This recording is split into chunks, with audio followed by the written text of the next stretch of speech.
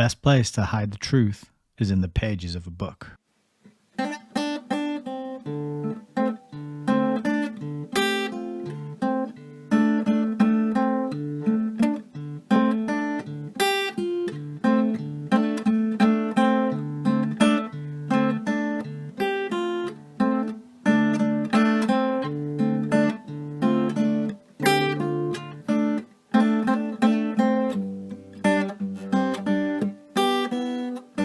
Maybe we should just read.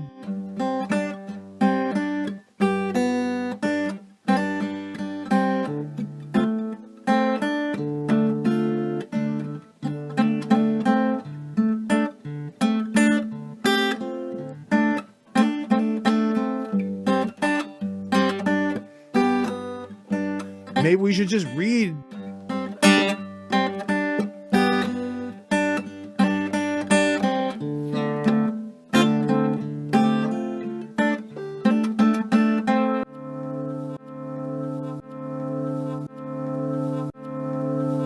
Welcome to Hayes Reviews.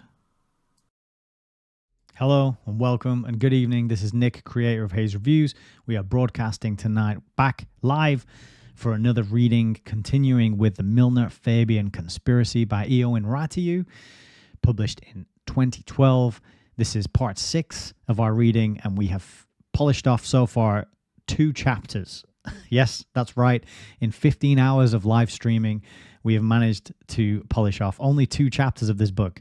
And it's not only because of my long-winded preamble rambles at the beginning of the videos. It's because these chapters are epic. They are massive. They are jam-packed full of information.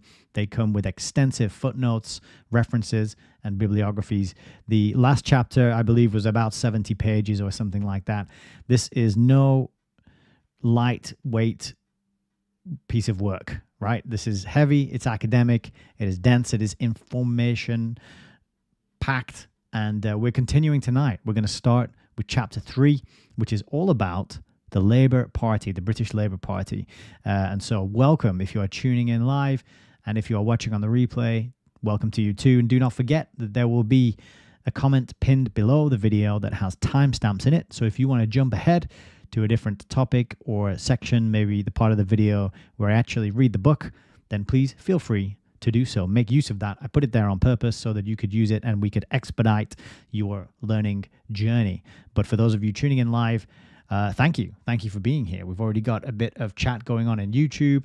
So far, it's quiet over on Rumble and Odyssey, but that's all good. YouTube seems to be the place of preference for this audience, and that is where most of my videos are.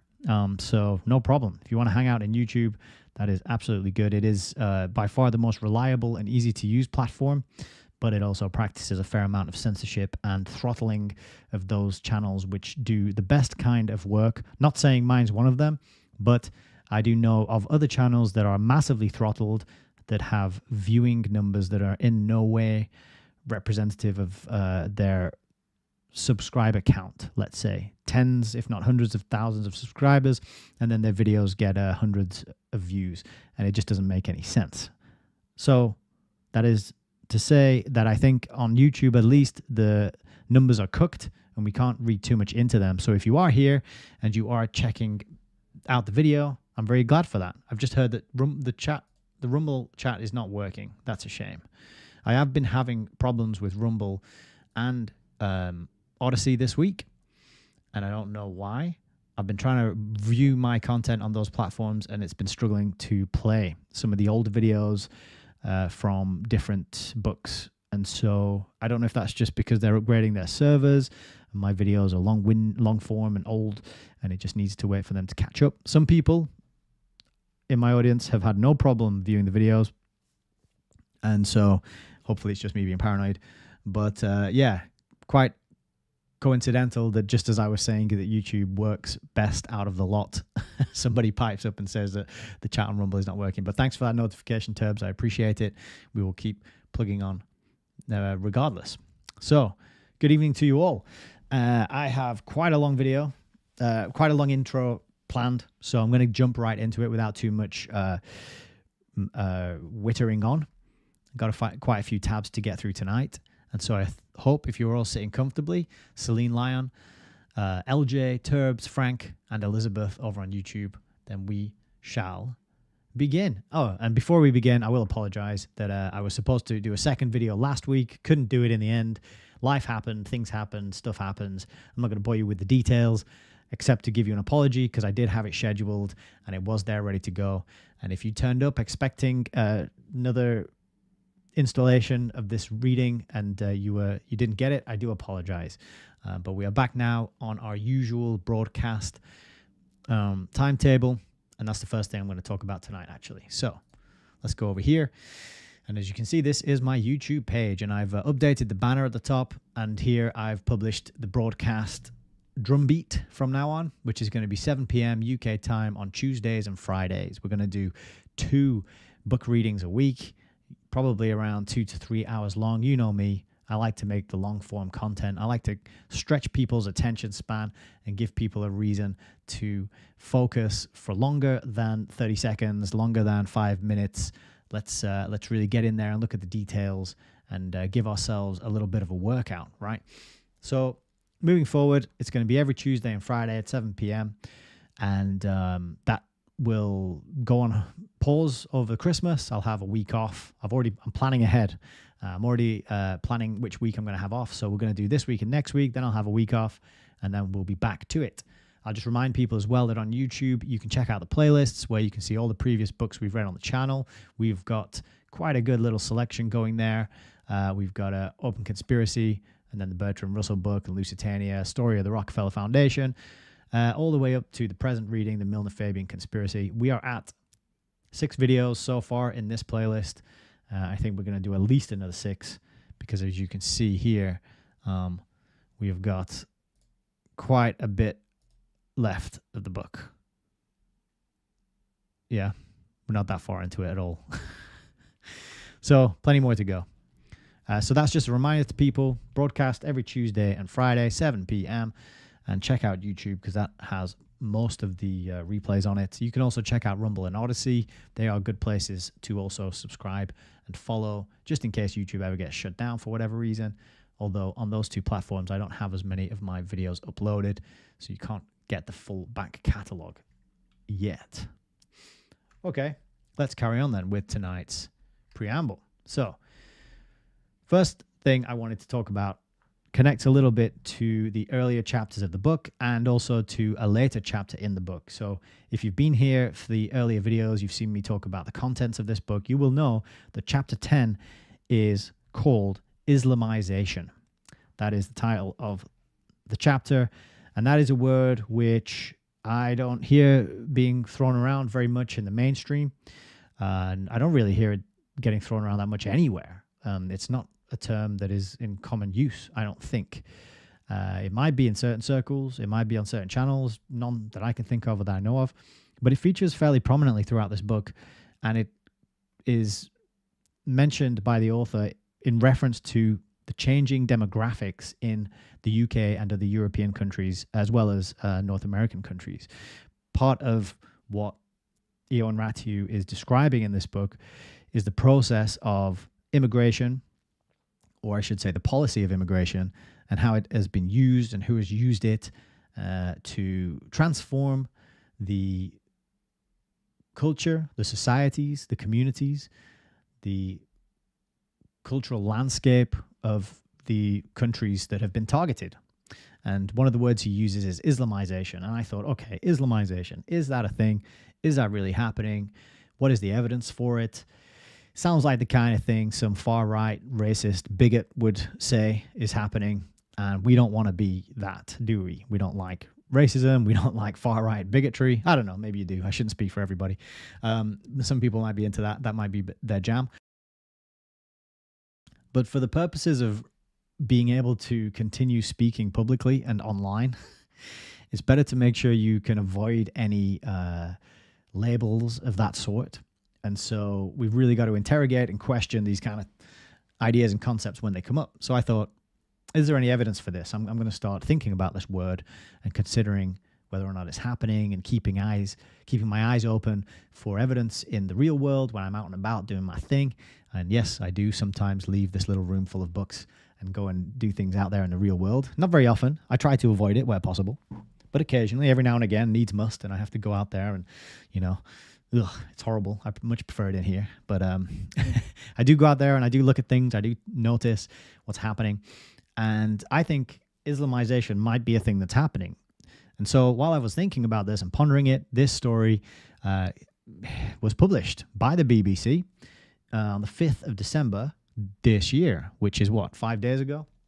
And the headline is Muhammad overtakes Noah as most popular boy's name. Now, the first thing you got to notice is the pretty, I would say not the biblical, but the religious overtones of both of these names. So Noah, obviously one of the key central figures in the Old Testament, and Muhammad, I'm not so clued up on Muhammad and what he did, but he's a big deal over in the Muslim community, and the Islam is the Islamic part of the world. I say over in that, like over in the Islamic part of the world. I think it covers a lot of areas and a lot of places these days. But just interesting that they both have religious connotations, these two names, right? But this is the headline, most popular boy's name. So let's read on a little bit. Muhammad was the top choice for parents naming their baby boys in England and Wales in 2023, last year, with more than 4,600 children registered the name. So 4,600 children, I had a look, and of all the children born in the country last year, that is less than 1%. Okay, so don't be panicking. If you're not a big fan of boys called Muhammad, then they're still less than 1%. So it's not a takeover. It's not a complete, invasion, let's say. 4,600. I think there was something like 560,000 babies born, all told.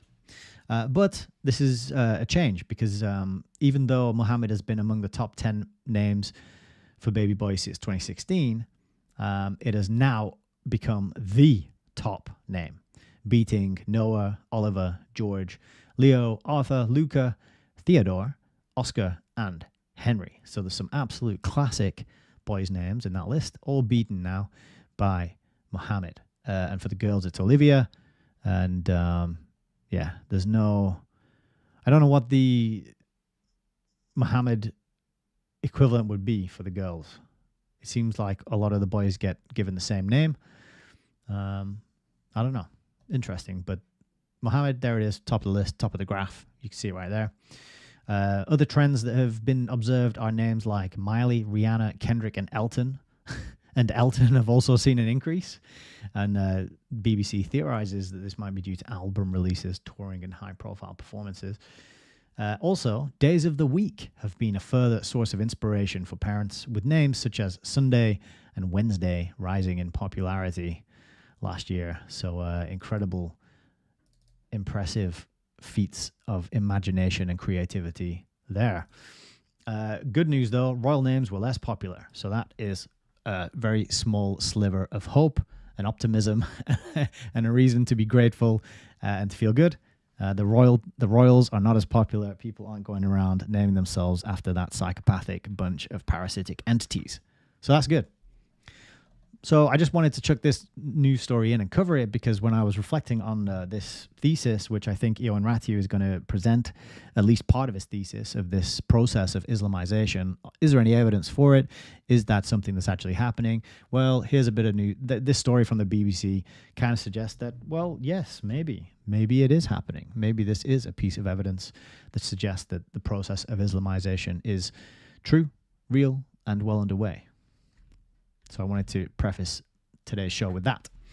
But moving forward and looking ahead to chapter 3, which I've said already is going to be dealing with the Labour Party, I thought we would have a few tabs about the Labour Party, and in particular, starting with our fearless comrade, our leader, Sir Comrade Keir Stalin Starmer. Something like that. So let's have a look at him. We're going to be learning about the Labour Party, and I'm sure we're going to be learning a lot about the history. And this book was published in 2012, so it stops there. And so it won't be covering Keir Starmer. So we'll take a look at the sort of the very present day state of the Labour Party, and we'll be connecting it back, I think, in the coming chapter to its history and origins. And those who have been here for the last few streams, as we read through chapter 2, will know that Fabian socialists had a real key role to play in the building, the creation, and the establishment of the British Labour Party. And so that whole last chapter we did was the Fabian conspiracy, and gave us all that history. So let's have a little read about Keir Starmer, one of the most popular men in the country right now. I think I have to say that. So, Sir Keir Rodney Starmer. Pretty funny that he's called Rodney. I wonder if he has a brother whose middle name is Del Boy, but maybe not. Anyway, he has served as Prime Minister of the United Kingdom since 2024 and as leader of the Labour Party since 2020. And he has been a Member of Parliament since 2015, and he was Director of Public Prosecutions from 2008 to 2013.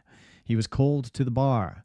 He practiced predominantly in criminal defense work, which means he defended criminals, I presume.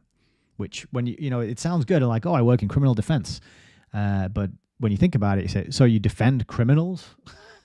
So you're the man who tries to get the criminals out of jail, who tries to get them a reduced sentence, who tries to get them back into our societies and communities so they can carry on being criminals, right? That's you? That's what you do? Okay, got it. Good to know. Bear that in mind. He was appointed a Knight Commander of the Order of the Bath. Well, of course he was, along with a lot of the characters, in fact, that we've been reading about and checking out in some of these preamble rambles.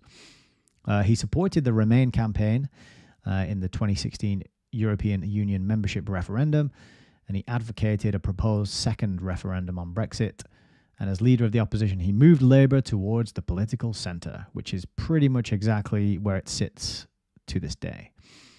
Starmer led Labour to a landslide victory at the 2024 general election with the smallest electoral vote of any majority government since record keeping of the popular vote began in 1830.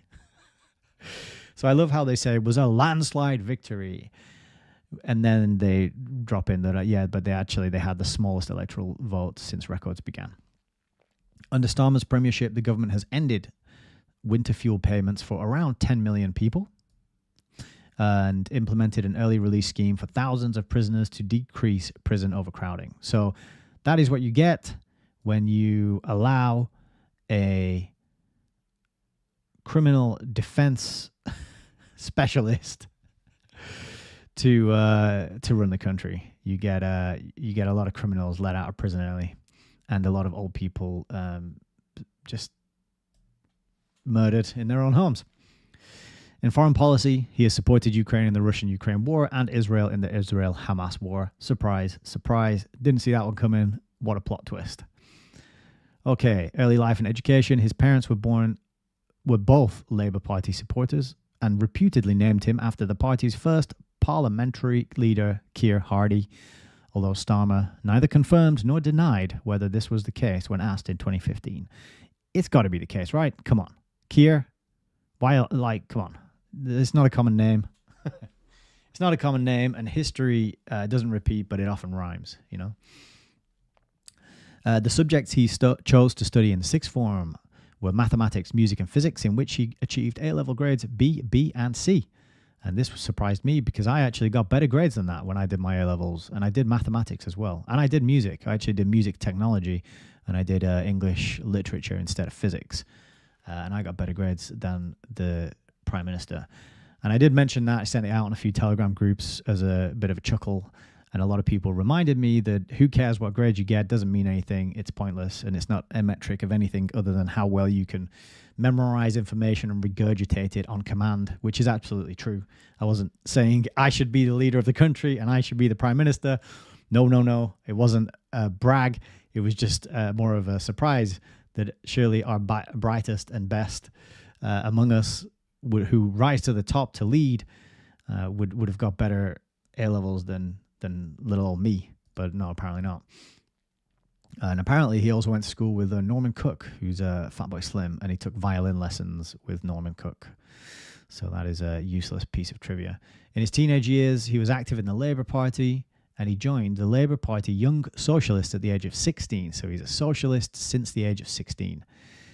He also played a bunch of musical instruments, flute, piano, recorder, and violin, so nothing cool, unfortunately. And then he was caught by police illegally selling ice creams while trying to raise money during a holiday on the French Riviera. And he escaped the incident without punishment. What a bad boy.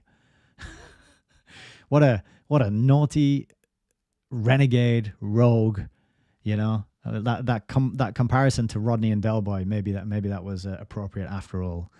Selling ice creams. But he got away with it without punishment, presumably because the police were told, no, hang on, we're grooming this one to be the prime minister, so we can't have a criminal record on file, can we? So he then went into a legal career and he became a barrister, and he was called to the bar in several Caribbean countries where he defended convicts. So there's more criminal defense, who was sentenced to the death penalty. So he wants to stick up for the worst among us in society, those of us in society who have done things so heinous, so bad that everyone says, well, let's just get rid of them for good. He's like, no. I think we should keep them around. We should definitely put them back into society and keep them alive and pay for them to keep staying alive, right? So that's what he's into. He's into defending convicts and defending criminals. In 2005, Starmer said, I got made a Queen's Counsel, which is odd, since I often used to propose the abolition of the monarchy.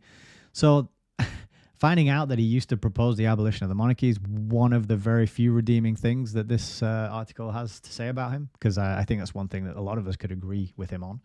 But he says he often used to, so he obviously changed his tune, probably around the point that they were like, okay, we're going to put you in as prime minister. He did march in protest against the Iraq War following the 2003 invasion of Iraq, stating in 2015 that he believed the war was not lawful under international law. Why? Because there was no UN resolution expressly authorizing it. So it wasn't lawful because the UN didn't say that it was lawful. Yeah. So I agree with him that he was marching against the Iraq War. I agree with him that he was pointing out that it was not lawful. But then he says we need the UN to condone this kind of thing, and that's where I disagree with him. And then, of course, since he has taken over as leader of the Labour Party and become the prime minister, he's done absolutely nothing to bring Tony Blair to justice, as far as I'm aware, which I would like to see, but no, nothing on that front yet. And I don't expect anything anytime soon. So Director of Public Prosecutions was another position that he held. And in 2012, Starmer announced that Chris Huhne would be prosecuted for perverting the course of justice, stating in relation to the case that where there is sufficient evidence, we do not shy away from prosecuting politicians. Oh, so such as maybe Tony Blair for initiating the the unlawful invasion of Iraq. Keir Starmer. I don't know if is this a contradiction? It's kind of a contradiction, isn't it? So he's not consistent. That's one thing that comes across as this kind of wet blanket of a man. He is just inconsistent. He says whatever he's been told to say in the moment, and he has no problem flip-flopping because he thinks we're all idiots, and he thinks we don't have memories, and he thinks we can't spot contradictions and logical fallacies and errors in continuity of policy and opinion and point of view, right? Which many of us can't, but some of us can. And this one is a glaring one right here on the Wikipedia page. So just thought I would point that out. But of course, like any of the good parasitic elite class, he was awarded several honorary degrees in the space of 3 years. And then he was appointed Knight Commander of the Order of Bath. Again, some more fancy letters after his name, of course. So in his early political career, he was selected as a Labour parliamentary candidate for the constituency of Holborn and St Pancras, which was a Labour safe seat. So they gave him somewhere that was pretty safe, and he couldn't muck it up, no matter how disgracefully weak-minded and weak-willed and subservient to the greater powers and principalities he may be. He was in a safe seat. They were never going to vote him out because they're the kind of probably the kind of people who would just Labour through and through no matter what, and that means it's a safe place to put him. Then he can cut his teeth, and he can put that on his CV, and they can elevate him to higher positions later on. This is pretty interesting and reinforces what I've been saying about him being just a weak-willed, flip-floppy kind of guy. A member of both parliamentary groups, Labour Friends of Israel and Labour Friends of Palestine and the Middle East. So he's hedging his bets, and he is very much prepared to go wherever he is told in support of whatever side of whatever disagreement or conflict he is instructed to be on. And that is quite a admission of that, I think. So Labour leadership bid, he gained support from Gordon Brown and Sadiq Khan, and he pledged common ownership of rail, mail, energy, and water companies. What is common ownership? That's socialism. That's communism. Excuse me a second. That is taking over the means of production, as we'll see later on. But yeah, the writing was on the wall very early. He joined the Young Socialists at the age of 16, right? So they knew from there. This is the last glass of my delicious ginger cordial. I've run out after this glass, which makes me very sad. I'm not sure what I'm going to drink on the next live stream. But anyway, leader of the opposition. Starmer said he would resign were he to receive a fixed penalty notice for breaching COVID-19 regulations while campaigning. That didn't happen, unfortunately. He's still there, still going strong. And in August 2022, the Parliamentary Commission found that Starmer had breached the MP's code of conduct 8 times by failing to register interest on 8 occasions. Okay, so he's taking bribes and backhanders and gifts and not declaring them according to the rules 8 times. Not 1, not 2, not 7, not 6, but 8 continuously. But we know that this kind of behavior is what he likes to defend because he's a criminal defense expert, right? As Labour leader, Starmer focused on repositioning the party away from the left and the controversies that affected Corbyn's leadership, with promises of economic stability, tackling small boat crossings, cutting NHS wait times and rebuilding the NHS, worker rights enrichment, energy independence and infrastructure development, tackling crime, improving education and training, reforming public services, renationalising the railway network and recruiting 6,500 teachers. Starmer also pledged to end anti-Semitism within the Labour Party. In October 2020, following the release of the Equality and Human Rights Commission report into anti-Semitism in the Labour Party, Starmer accepted its findings in full and apologised to Jews on the party's behalf. In February 2023, Starmer's anti-Semitism reforms resulted in the Labour Party no longer being monitored by the EHRC. What a hero. And I just highlighted here the kind of language that we're going to see a lot of when we're looking at the Labour Party and just politicians in general, which is a lot of stuff like we're going to focus on, we're going to promise, and we're going to pledge. And these are all things that mean nothing, right? Because they just get contradicted or ignored or abandoned, thrown in the bin when the time comes to actually do something. But at least he fixed all the anti-Semitism, so that's positive. 2024 general election, a lot more here of focusing, promising, pledging, and pledging. Blah, blah, blah, blah. And Labour won 34% of the vote, which is the lowest of any party forming a majority government in the post-war era. So that is quite an accomplishment. 34%, lowest turnout, lowest support since the war ended. And then more pledges here, and that they're going to seek national renewal, presumably by importing lots of people who aren't from here. Somehow, that is how you renew the nation. One of the first things he did when he got in was to declare the Rwanda asylum plan dead. He killed that plan dead in the water, as they say. And then he went touring around, meeting people, flying around the world, shaking hands. He also, as we mentioned, released a lot of people from prison early. And he also launched a child poverty task force where he got a bunch of experts to get together and work out how best to support the 4 million children living in poverty. So instead of like putting something in place that would materially benefit and help those 4 million children, he made a task force of experts, and I'm sure they all got good bonuses and good deals on that piece of work. Doors opening for them. I'm sure the 4 million children living in poverty will be glad to know that there is a task force raking in massive salaries, bonuses, and benefits, who are just waiting to reach out a helping hand and lift them out of poverty. But that is quite a startling admission, isn't it? 4 million children living in poverty in this country, which is supposedly a first world country, is an absolute disgrace.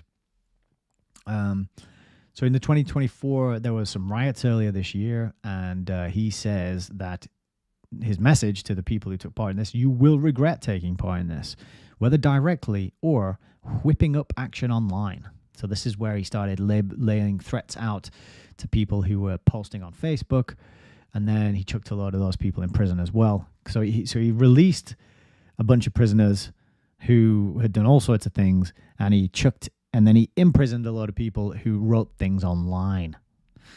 He said, "I won't shy away from calling it what it is. Far-right thuggery." And I don't know what you think of my accent there. I thought I got it pretty well.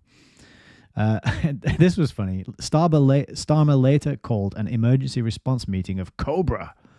So Cobra, if you're American, you might know that's the enemy. That's the bad guys organization in the G.I. Joe series, right? Cobra, I think. But not in England. In England, Cobra is cabinet office briefing rooms. And these are rooms which are used for committees which coordinate the actions of government bodies in response to crises. So it's our crisis response team is Cobra. And he ordered a standing army to be set up to tackle the ongoing far-right riots. And this was possible under special emergency powers which were first used 40 years ago in the miners' strikes. So I didn't know about Cobra, and I didn't know he'd ordered a standing army to tackle these far-right people. But he faced criticism for his response to the riots, including from Elon Musk, the wealthiest person in the world. This gave me a real chuckle. Like, why mention that here unless there's just some effort to kind of, like, I don't know. Like, it doesn't matter if he's wealthy or not, right? Plus, most people know about Elon Musk and who he is by now. So it just seemed a funny little detail to throw in. The wealthiest person in the world. Just to remind you that Elon Musk, he is the wealthiest. There's nobody wealthier than him. Nobody wealthier than him. Tony Stark, Tony Musk, Elon Stark, Elon Musk man, Iron Musk, you know. But anyway, well, the wealthiest person in the world says that, criticized Starmer and called him two-tier Keir. That stuck. And he asked the question, why aren't all communities protected in Britain? Well, it's very simple, Musk. Some communities are more equal than others. In the economy, he put Rachel Reeves in charge, and she accused the previous government of leaving a $21.9 billion black hole. Yeah, it's always the previous government's fault, isn't it? Every single time. Billions. Oh, yeah, and they pledged billions worth of investments in emerging growth sectors, including AI and life sciences, whatever life sciences are. We all know what AI is. AI is the system that's going to run things from now on when they've killed off a bunch of people and they've got an algorithm deciding what you can and can't do with your life. So that's why we need to invest in AI, because we've got to replace all those, human beings. And life sciences, I don't know, but it's probably something to do with injections, maybe something to do with nanotechnology, wearable implantable devices for gathering data. That would be my guess. A bit of controversy around his willingness to accept gifts. He's had £107,145 worth of gifts since December 2019, which is 2.5 times more than any other MP. Who's given these gifts? Where do they come from? There's a story on Sky News here. I haven't been into it and I haven't checked, but those are the kind of questions you should be asking. 2.5 times more than any other MP. And he's in charge. He's the one supposedly, apparently, making the decisions and he is being buttered up. He is a buttery kind of guy. He's slippery. You can't pin him down. He's going to play both sides. He's going to be whoever you want him to be. As long as you give him a gift, he will be your little beach for a night, a day, a month, a term. Who knows? And there's a whole separate article here about the international prime ministerial trips that he's made, which I haven't been into, but there's got to be a lot if there's a whole separate article or a separate page describing it. In NATO, the first overseas meeting that Starmer attended when he became prime minister was NATO, of course, naturally, and he laid out a cast iron commitment to increase defense spending to NATO, target of 2.5% of GDP. So that's 2.5% of GDP, of the gross domestic product of this country, is going to be sent out of the country to NATO. Great. Fantastic. I'm glad that, when it comes to NATO, he can give a cast iron commitment. When it comes to everyone else, it's like pledges and promises and focusing on and considering and advancing and these wishy-washy vague words that don't mean anything. But when it comes to NATO, it's a cast iron commitment. So that tells you a lot as well. With regards to Europe, he has sought to reset UK relations with the European Union. So great. That'll just, that's the classic thing, isn't it? Of 3 steps forward, 2 steps back. So good to know that he's going to be undoing any progress that previous governments might have made. This is what they always do. They'll just spend half their time undoing the work of the previous boys. And overall, though, the same agendas unfold, and you're going in the pre-planned direction that is given to all the politicians to roll out and push for. In the Ukraine-Russian war, he's called for an irreversible membership strategy for for the Ukraine to join NATO. So he uses some pretty strong, unambiguous words when it comes to anti-Semitism, NATO, Zelensky. He's been over to China as well, and he pledged support. Oh, good. So he's a bit softer with Israel. He only pledged support for Israel. He also called for a ceasefire, so that's good. Please end the indiscriminate killing of innocent women, children, and men. But he refused to call for a ceasefire while he was the opposition leader. So for some reason, he didn't feel comfortable doing it back then. But now that he has, but he feels comfortable doing it now, which is quite curious too. He's also halted 30 out of 350 arms export licenses to Israel. So that's affected equipment such as parts for jets, helicopters, and drones. So presumably the other 320 arms export licenses are things like bombs and missiles and interpersonnel mines and all manner of killing machines that are great at wiping out innocent people. But the 30 that he cancelled, that's fighter jet parts and, like helicopters, probably cup holders for the helicopters. And then maybe, I don't know what it would be for the drones. Some part that just makes them shiny, maybe, or harder to see when they're flying through the air. I don't know. His political positions, they have changed since the 2020 Labour Party leadership election. Surprise, surprise, they've changed. I mean, that is the pledge. That is literally the name of their of their whole campaign is change. So it's good to know that he lives up to that, and he is inconsistent, and he will change at the moment's notice, depending on who he is told to support and what he is told to say. So change is actually a really appropriate word to describe this guy. And his political positions have changed. That's not a surprise. Most of the pledges were scrapped or watered down during Starmer's tenure as Labour and opposition leader. And Starmer has defended this by saying the changing economic circumstances made these pledges unviable. Yes. So what's the point in a pledge then?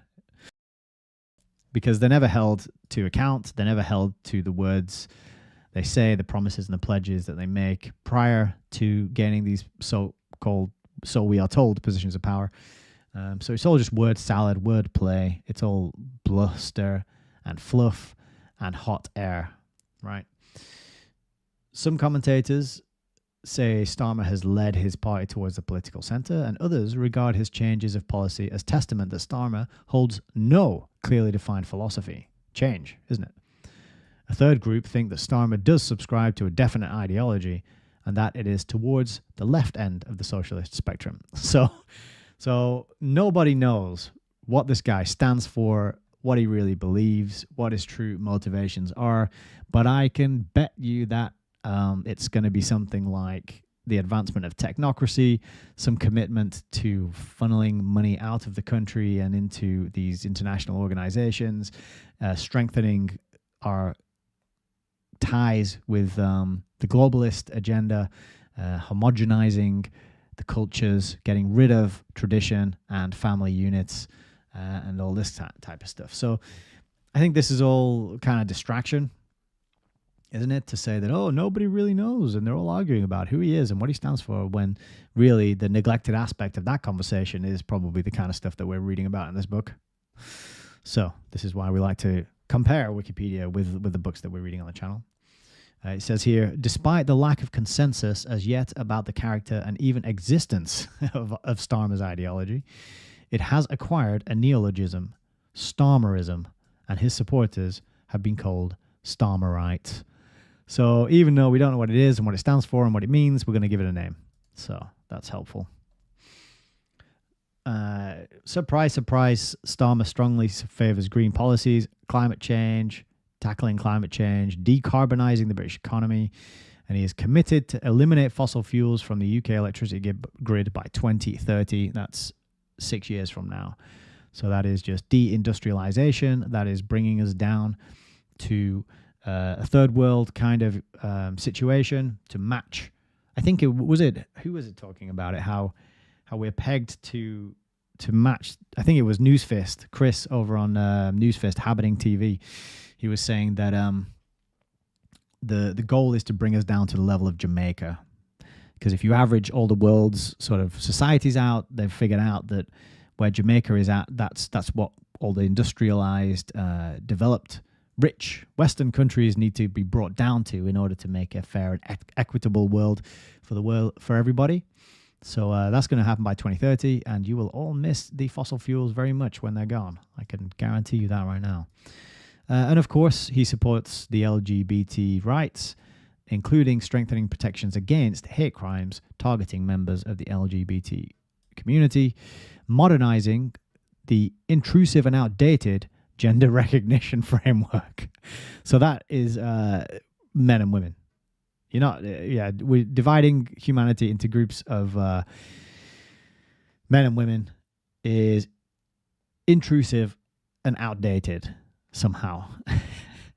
And so, of course, he's proposed trans-inclusive ban on conversion therapy, which I find sort of weird. Conversion therapy, right? This is attempting to change an individual's sexual orientation, gender identity, romantic orientation to align with heterosexual and cisgender norms, right? So, but it's absolutely perfectly fine to do it in the other direction. It's absolutely perfectly fine to get heterosexual and cisgender more normative people to go the other way and become all rainbow-colored and clownfish-like. No problem. You can teach that to young children. You can teach that to autistic children with special needs. You can confuse the heck out of children and push them in the direction of the rainbow, but you can't do it in the other direction. That's nasty conversion therapy, and that's illegal and hateful. So work that one out. Starmer supported Black Lives Matter. Well, that's not a surprise. In 2024, he pledged to reduce the record high level of legal immigration to the UK and aims to reduce wishy-washy, vague language, aims to reduce net migration by improving training and skills for British workers.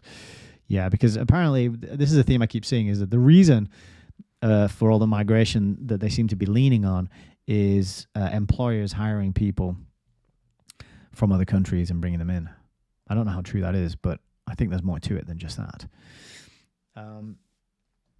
Personal life, he's got 2 children with his wife and a daughter. Yeah, so a son and a daughter. And both of his children are brought up in their mother's Jewish heritage. During the 2024 election campaign, Starmer said in an interview that he would try to avoid working after 6 p.m. on Fridays in order to observe Shabbat dinners. And he's an atheist. And even though he's an atheist, he also accompanies his family to services at the liberal Jewish synagogue in North London. So work that one out. Somebody said in the chat, he's a chameleon. I think that is absolutely right. He's an atheist who goes to synagogue and observes Shabbat. From 1986 to 87, Starmer served as the editor of Socialist Alternatives, which was a Trotskyist radical magazine produced by an organization under the same name, which represented the British section of International Revolutionary Marxist Tendency. So he was the editor of that for a whole year. Awards and honors, loads of those. And here are all the honorary degrees he's been given. There's actually 7 in total, which is a bit of overkill. Oh, it's a bit over the top, isn't it? And he was sworn on the Privy Council as well. Top all that off. So what an excellent man. Clear as daylight, what he stands for, what he believes in.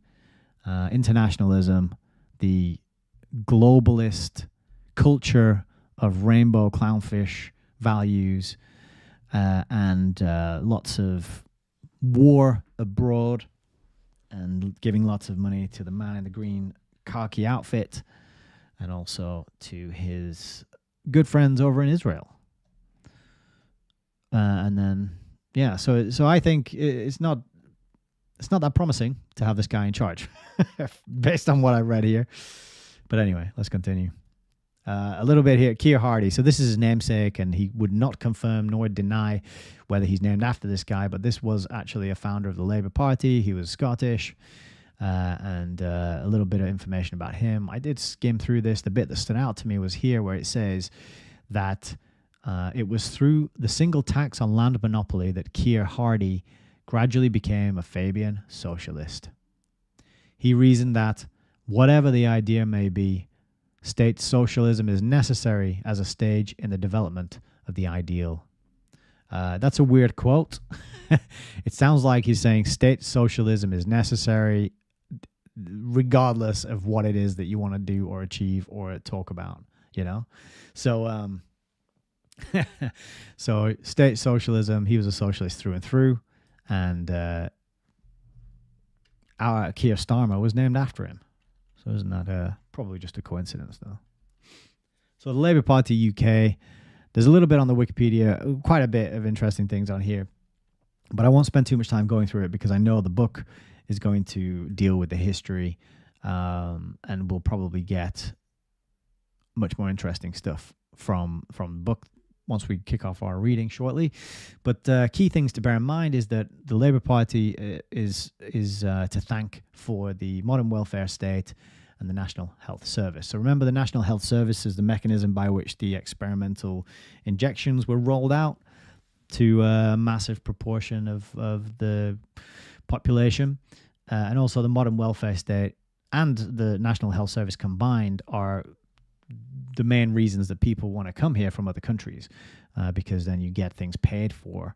And of course, you don't have to pay into the system first to claim those benefits. You just have to get here. And then once you are here, you can start withdrawing some of those benefits, which is kind of, if you want to be a parasite on somebody else's labor, that fits in perfectly well to the socialism, doesn't it? And to the communism and the Fabian views of how things should be run. So another thing that stood out is that Tony Blair took the party to the political center, and then Keir Starmer, again, moved it even more to the political center. So I don't know exactly what the political center is, but Labour's pretty much there now. They're not the left anymore, even though people will say they are. It's all being centralized. It's all being standardized, whether it's politics or whether it's culture, food, business, whatever. It's all being kind of brought under one system of standardization. And I think the nudging of this party to the center is kind of tells us that and is suggestive of that. It says here that it has 366,000 registered members, which is not actually that many. And there's the history. This bit stood out, which said, back in the 1890s, several small socialist organizations formed, and they wanted power based on the working class. The most influential was the Fabian Society, which was made up of middle-class reformers. So that one sentence there really tells you a lot. These were a bunch of middle-class reformers who wanted power, and in order to get that power, they told the workers that they were sticking up, they care about the working class, and they cared about working rights, and we're going to help you. And don't you want things to change? Don't you want things to be better, to be more equal, more equitable? And everyone's going to say yes to that, of course, because people will like justice and fairness, and that people want to be rewarded for their hard work.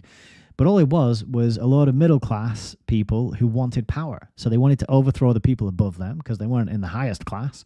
They were in the middle, right? And they were scheming, and this was just a whole way for them to take power from the people above them by manipulating and using the people below them. And that one sentence on Wikipedia tells you all of that if you just kind of read it carefully and closely. So Ioan Ratiu's chapter 2 goes into much greater detail, but if you want the Cliff Notes version, the one sentence version, that sentence does a pretty good job of it, I thought. This is the old Labour logo. So those budding sort of symbologists out there might want to have a look at that and, read into it and find the meaning where you will. It's got a torch in the middle. We got the quill and the spade, and that sort of makes a it's like a 6. They're like spokes in a wheel, aren't they? And one you got like 6 sections with E highlighted in the middle, and liberty. Of course, they had to ditch that word because socialism is nothing to do with liberty. It's to do with centralized control over every aspect of your life. So at some point they were like, okay, we gotta rebrand and get rid of that. It's kind of like how Google used to say, "Do no evil," right? That used to be their motto, like "Do no evil." And then at some point they were like, "No, we're gonna do some evil, so we got to ditch that motto now because we don't want to be hypocrites, do we?" And it seems like they had to do a similar thing with this with this image here. Oops, let me zoom back out a bit. So all sorts of good, juicy details. There's a wartime coalition, which tells us a bit about William Beveridge, who is the man who's largely responsible for the creation of the welfare state. He wrote a book, sold hundreds of thousands of copies, and everybody committed themselves to fulfilling this aim of the welfare state. So this is one of those telltale signs that shows you that the left and the right, the red team and the blue team, the conservatives and the Labours, the Republican and Democrat is an illusion, because they agree on way, way, way more than they disagree on. And what they agree on is the plan that the planners have been writing about and describing in their books and putting it out there for people to read, for nerds to read, like us, for many, many years now. But the welfare state and the fact that all major parties agreed on it tells you that they're working towards the same agenda. The Attlee government had did some important stuff, including nationalizing the Bank of England, and then implementing the cradle to grave welfare state and the National Health Service. Interestingly, it relinquished. So this government, so this is the Attlee government, began the process of dismantling the British Empire and relinquished its control over Palestine to the United Nations. So this is, you're starting to see here the transfer of influence and power slowly, bit by bit, piecemeal, from the nation state to the intergovernmental, supranational bodies of influence and power, such as United Nations. Interestingly here, in the 1951 general election, Labour narrowly lost, despite receiving the largest share of the popular vote. 13.9 million was the total, and that's the highest vote ever. So that's a pretty good record to have. Lots more about the leaders here. We'll skip ahead to ideology. It says again that they're centre-left on the political spectrum. The Labour Party gained a socialist commitment with the party constitution of 1918, clause 4 of which called for the common ownership. Okay, I'm not able to highlight things for some reason. The common ownership or nationalisation of the means of production, distribution and exchange. So that should ring bells, certainly, if you have been following my work reading The Fabian Freeway or even reading the Fearful Master by Geoba Griffin, all talking about the origins of communism and socialism and the views of Marx. You know, this common ownership thing belongs to everybody. You know, just like in Brave New World, Aldous Huxley, everybody belongs to everybody else. This is what it's all about here. So Labour stands for that. And then again, just reminding us about the welfare state. And this bit too is important. Historically influenced by Keynesian economics. Keynes, he popped up as quite a significant figure in the Fabian Freeway. John Maynard Keynes. His system of economics is basically the only one that's taught now. If you do economics at any level of mainstream education, you're going to get Keynesian economics, as though it is the only economic system in existence and the only way to run an economy.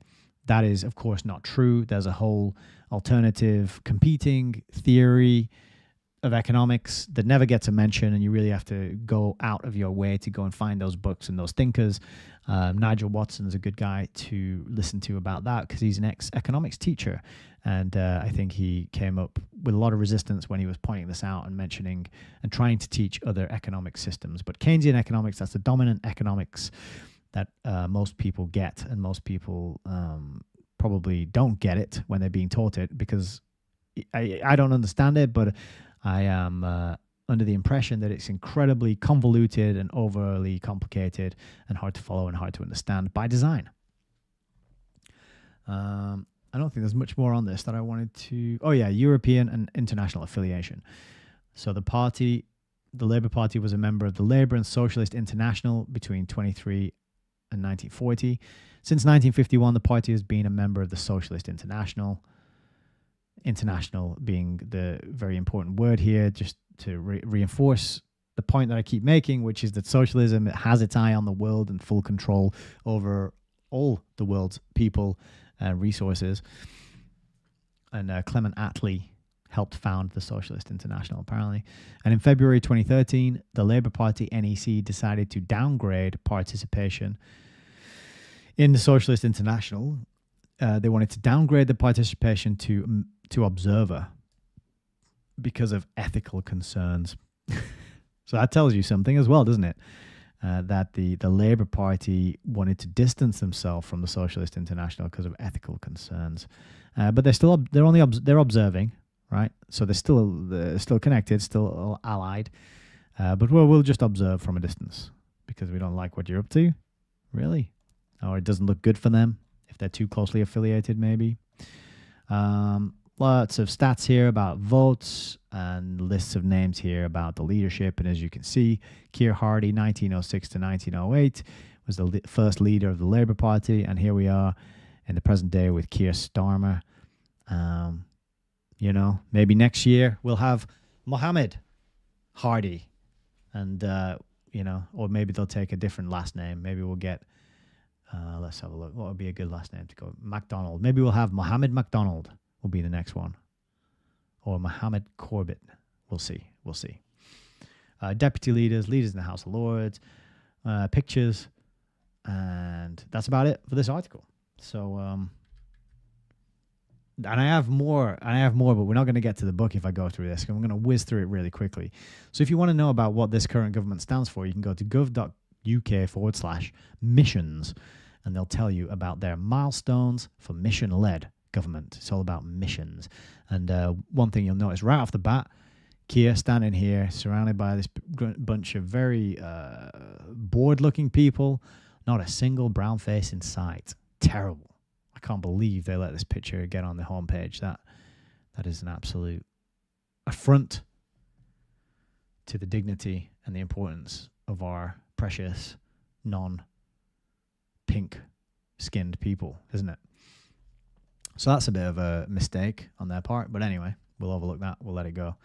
If you go down here, you can see that their missions and the pledges and the promises and the things that they're going to do. So they're going to put more money in the pocket of working people, which, as we all know, that's a lot of bollocks because the money's going to be digital and they don't want to phase out cash altogether.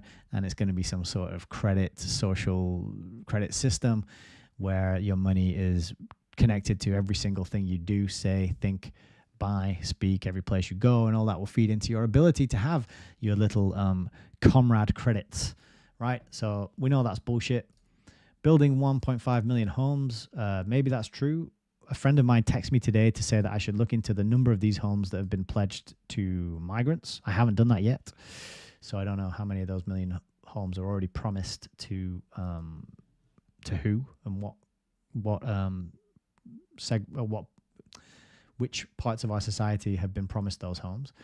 They're going to deal with the fact that people are waiting 18 weeks for treatment on the NHS. The pride of Britain, the envy of the world, our NHS, and people are waiting 18 weeks. Actually, that's the upper limit. They want people to wait no longer than 18 weeks. For policing, they're going to have a named officer for every neighborhood. Now, I don't know what is the definition of a neighborhood, how big it is, how many people are in there, but you're going to have one officer and they're going to be named. So good luck with that. 13,000 additional officers. Where are these recruits coming from and what's their background? Maybe it's the people that they just released out of prison. That wouldn't surprise me. The authoritarian type of personality that wants to go do this kind of role in society tend to be similar to the authoritarian personalities that tend to get involved in crime. Just one is state-sanctioned crime and the other isn't. Then giving children the best start in life, 75% of 5-year-olds ready to learn when they start school. So that suggests that quite a decent proportion of our 5-year-olds are not ready to learn when they start school. So what's up with that? Maybe it's something to do with the fact that schooling is totally unnatural and against the child's best interests, and most children rebel and kick back until they have their spirit crushed, their individuality squeezed out of them, and their ability to think creatively and independently totally obliterated. But homegrown energy, we're going to protect bill payers. Well, that is a load of shit because I just got a message from British Gas telling me that they're putting my bills up from January and they're going to accelerate the UK to net zero. I believe that 100%. Net zero what? Net zero comfort, net zero warmth for our elderly population, net zero spare money, net zero relaxation, net zero, you name it.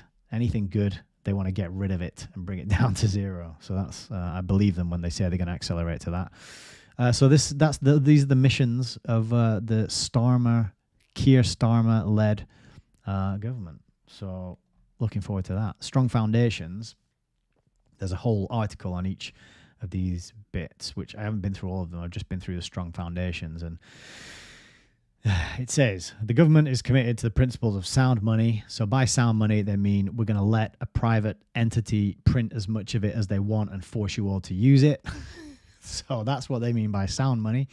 And economic responsibility, of course, they just mean more debt, more debt, debt, more debt, and more debt. So also smacks of absolute nonsense. But they're going to do some acting and they're going to do a lot of delivering, as you can see here, and they're going to ensure a delivery and they're going to ensure resilience and they're going to enforce an immigration system and they're going to deal with the small boats crisis. And I had to laugh at the small boats crisis because that is such a fantastic bit of Bernaysian public relations spin that I had to kind of doff my imaginary hat to whoever came up with that. What a way to sweep it under the rug. What a way to minimize the impact that this is having on our communities, on our sense of security, on our sense of well-being and cultural survival out into the future. Oh, it's a small boats crisis. Notice foregrounding of the word small, and you kind of think small crisis. Oh, it's not that big a deal, nothing to worry about. So yeah, brilliant bit of spin there. Just thought I would mention that. And the asylum system has been pushed into crisis. By who? Who did the pushing? Was it the people that created it? Like you, the politicians, maybe? And at the same time, net migration grew 5 times higher in the space of 4 years, and this was driven by record levels of overseas recruitment. So it's because we're giving jobs to people that net migration has grown. But then they're going to do some more ensuring, some more delivering, and they're going to ensure, and they're going to deliver, and they're going to enforce as well.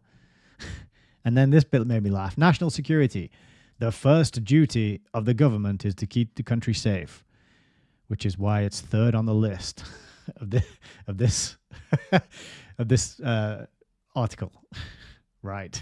So I can't, that little oversight there is, I got to say, you did well with the small boats crisis spin, but this bit here, the first duty, it's like, mate, if you're going to say the first duty, at least stick it at the top of the list. Come on.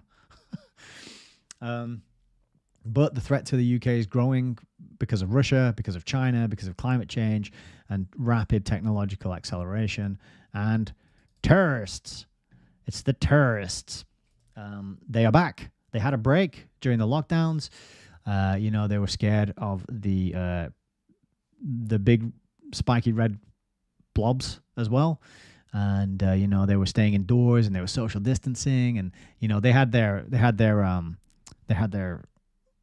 hats on and they could just easily wrap that around their mouth, so they had easy access to masks. They weren't fretting too much about that, but hand sanitizer is hard to find in the desert. and so they had to do everything they could, and they put their terroristic actions on hold for a while. But now that that's all over and dealt with, because we injected everyone with experimental mRNA, the terrorists are back with a vengeance. They got a lot of terrorizing to do because they've been chilling out for so long. But don't fear, because Keir Starmer is here and he's going to work with international partners to prevent harm. Well, wonderful. What a relief. They're going to work tirelessly to enhance security, whatever that means. They're going to maintain our transatlantic alliance and our unshakable commitment to NATO. So the only strong language that has any sense of real power and force and intentionality is the unshakable commitment to NATO, kind of reminding us of what we read earlier about that. I forget the phrase now, but it was the article of Keir Starmer, wasn't it? And we've got a deepening cooperation with the EU and steadfast support to Ukraine. So these 3 phrases here, this is the strongest language of the argument, and it's all about overseas stuff, isn't it? Nothing for the domestic population unless you are coming in on small boats, in which case we'll look after you. But we're going to strengthen the security at home, and we're going to counter the enduring and evolving terrorism and the state-based security threats. I don't know what that means. I think that means anyone who says the state should be abolished. That's probably what it means. I didn't just say it. That's not my position, by the way. I'm just saying people who say that are probably what they're talking about here. And they're going to harness cutting-edge technology, which I guess means a kind of minority report style system of preempting people who are going to commit a crime by AI.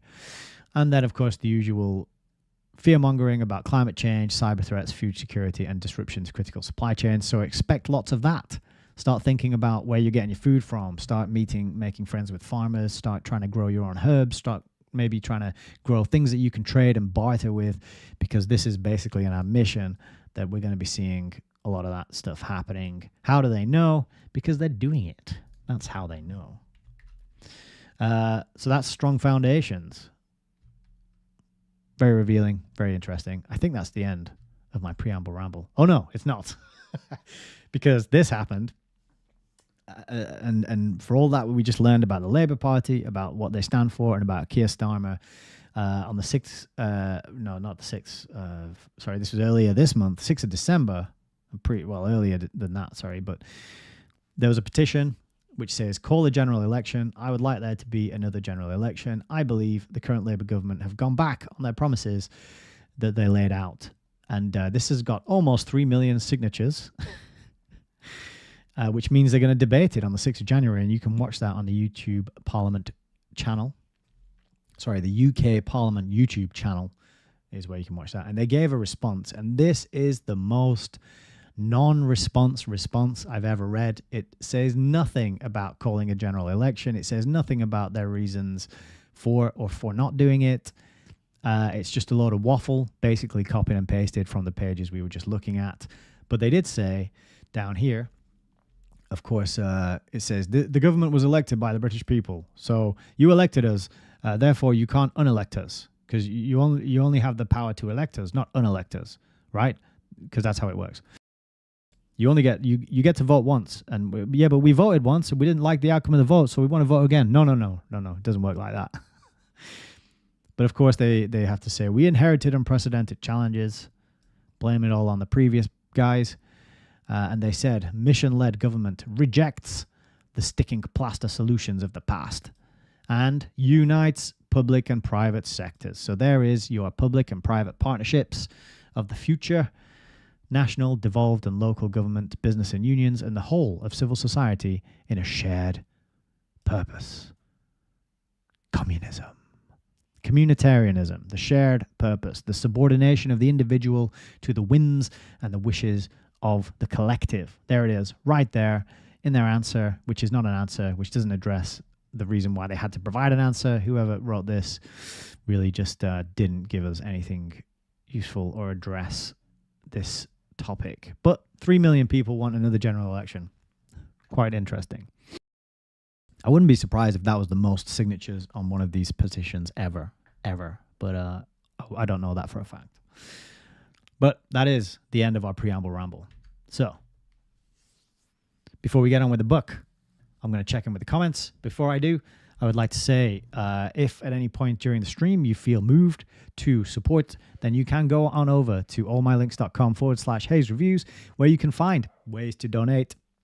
You can find monthly single donations. You can send a super chat.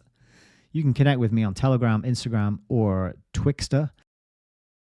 I don't like to call it X, but I don't want to be that guy who keeps calling it Twitter, so I made up my own word and called it Twixter now, which I think sounds cool. You can send Bitcoin, Ethereum, and Doge if you like. Please let me know via email if you do that. And this is my big announcement, which I mentioned on Telegram. There is a new bar here for you to click if you feel so inclined, and it is this one at the top here, which is the thing that I'm going to be doing very soon. And I'm going to tell you a little bit about that now before we get into the book tonight, if you will indulge me. So this is Devised, the free community for tech skeptics. So I am launching a free community. In fact, it's already launched, and you can join it right now if you choose to do so. And the name is Devised, and I've prepared a little introductory explanatory video here that you can watch.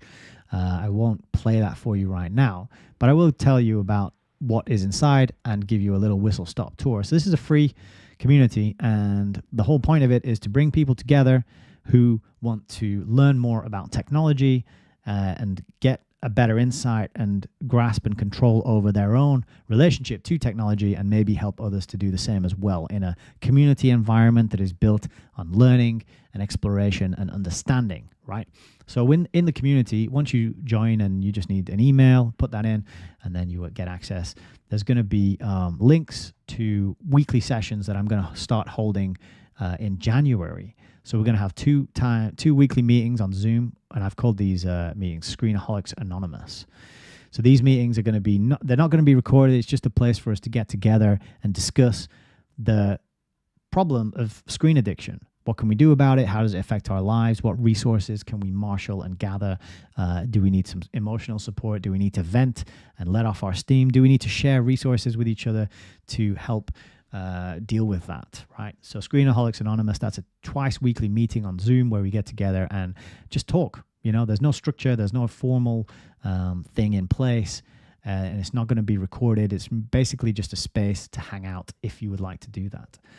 Then we're also going to have book club meetings. Now, I read books on this channel, and I hope that's what you like about this channel. Why not do more book reading, but instead of just me talking into a mic and you sort of listening and typing some stuff over there, these book club sessions are going to be held on Zoom where I can see your beautiful faces, and we're going to read some books together and have lively discussions about what we learn in the books. So a bit more of a back and forth, a bit more of a roundtable type environment. And the first book that we're going to be reading is right here. I will hold it up for you and go over to this cam so you can see. It's The 4 Arguments for the Elimination of Television by Gerrymander. That's the first book that I have on the docket to read in these book club study sessions.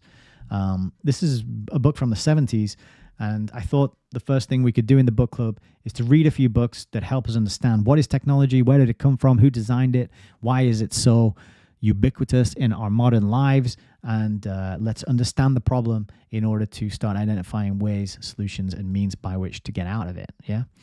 Also, if you join the Devised community, you will get an invite link to my private group chat on Telegram. This is locked at the minute. There's no way to get in there other than via the Devised community, but this is where I hang out most days. I share links, pictures. We've curated a really good group of intelligent, curious, knowledgeable people who want to add value to the conversation and are not just trying to throw links around and fearmonger and waste people's time. We're all trying to share our experience and our knowledge in a way that lifts everybody up, right? So that's a really good environment. I love it in there. It's my favorite place to hang out, and you can be in there too.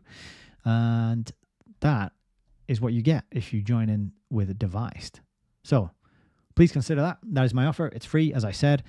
You can join up, and then starting in January, we're going to have our Screenaholics Anonymous meetings. We're going to have our book club meetings, and the book club meetings would be wonderful for anybody who wants to show up, do a bit of learning as I read through a chapter, maybe 2, and then take part in a discussion, make some notes, because it's always in that, it's in the explanation of what you've learned that really cements that learning. So you can sit down passively all day long and watch documentaries and listen to audiobooks and lectures and blah, blah, blah, blah. But if you are not then regurgitating that information and I shouldn't say regurgitating, I should say, if you're not then putting out that information in your own way, that, then you're not really solidifying an understanding of that topic. So the book club is an opportunity to get together and talk and practice, and it's no judgment.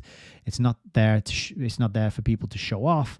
It's there for people to practice and learn and grow in the right direction, as Richard Grove would say, through cultivating excellent habits and respectful interaction with other people. So I'm really looking forward to having those sessions and seeing who turns up.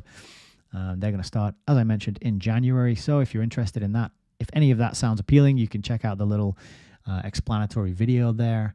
And then you can hit this button over here, which says join group. So the link to do that is, as I said before, over here on allmylinks.com/Hayes Reviews. That's right at the top. So please give that a consideration. You might like it. You never know. If you never tried anything like that, maybe now's the time. January, it's a new year. Time to start some new habits. Time to push yourself out of your comfort zone. Do something different.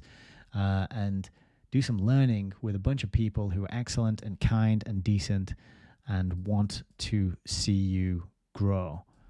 So why not? What have you got to lose? Literally nothing. Well, your email address. I will get your email address. That's technically the price of entry, an email address. But you've probably got plenty of those, maybe some throwaway ones that you never use. And, if you don't like it, you can always leave. No pressure. Nothing is forced. And you are free to come and go as you wish. So that's my little pitch. That is my little announcement. Now it is time to get on over to the book. But before we do, I got to say hello to ESP over on Odyssey. And you made a good point, which is 0 point energy is the answer to net zero. I like it. I don't know if 0 point energy is a real thing. I hope it is. But I guess that anyone who comes up with it and designs it and builds it probably gets whacked very, very quickly and efficiently. R. Murray, 1, Heidi, CS Mali, and Seres Sapiente over on Rumble. Good evening to you all. Don't worry about being late. You can always catch it on the replay. And R. Murray 1 says, big shout out to the preamble massive. Yes, you are the core You are the core supporters who get here for the preamble. Not like those slackers who just turn up on the replay and skip to the actual reading of the book. So we got over on YouTube, we got Turbs, we got Gwen, good evening. I've got quite a lot of comments here. Rosemary's here, good evening. Sedes is here as well, good evening. Darren, hello. Reminding us that Starmer is a trilateral lad. Yes, thank you. It didn't mention that anywhere on his Wikipedia, funnily enough. Celine Lyon. This guy is the perfect all-inclusive shapeshifter in reference to Keir Starmer. Yes, he is. LJ, man of many masks. Yes, true. Celine Lyon says, well said, Nick, when you're looking back, your comment on how state schooling crushes your young creative minds. Yes, my reference for that is the inimitable John Taylor Gatto and his wonderful books. All of them, any of them you can find, get your hands on, read them. They're all great. I don't need to list them off, but he's done loads. And he explains that in no uncertain terms. Schooling is there indeed to crush creativity, to hinder your ability to start businesses, to think independently, to think creatively, to provide solutions and know how to ask for value in exchange. In other words, schooling is there to make you dependent, to make you docile, and to make you standardized. And Frank Lennon says, deal with the small boat crisis. Yep. Provide bigger boats. Yeah, I didn't think of it like that, isn't it? That's kind of like the problem is the boats are small, and we need to give them bigger boats because the small boats keep sinking. Think about all these poor people who keep dying on small boats. Yeah, that might actually be what they're referring to. You know, the crisis is that they're on these tiny boats and they don't have enough elbow room and they can't stretch their legs and move around. And there's no toilets, and there's no facilities on there, and they're all squished in, and it's inhumane to allow them to make that journey in such terrible conditions, packed like sardines into a small boat. We need to get some bigger boats out there and fix this problem once and for all, because we can't stand for it. It's a disgrace to our democracy. Okay, massive intro, preamble, ramble. Apologies if you were here just for the book. We are actually going to get into it right about now, though. I'm just going to get comfy, shift my seat. Sounds like the dog stopped barking, so that's good. And here we are. Over to the book cam. I'll just mute a second. I think we're ready to go. Chapter 3, the Labour Party. And actually, I've already read the first sentence of this chapter, and it is an absolute belter of a sentence. So here we go.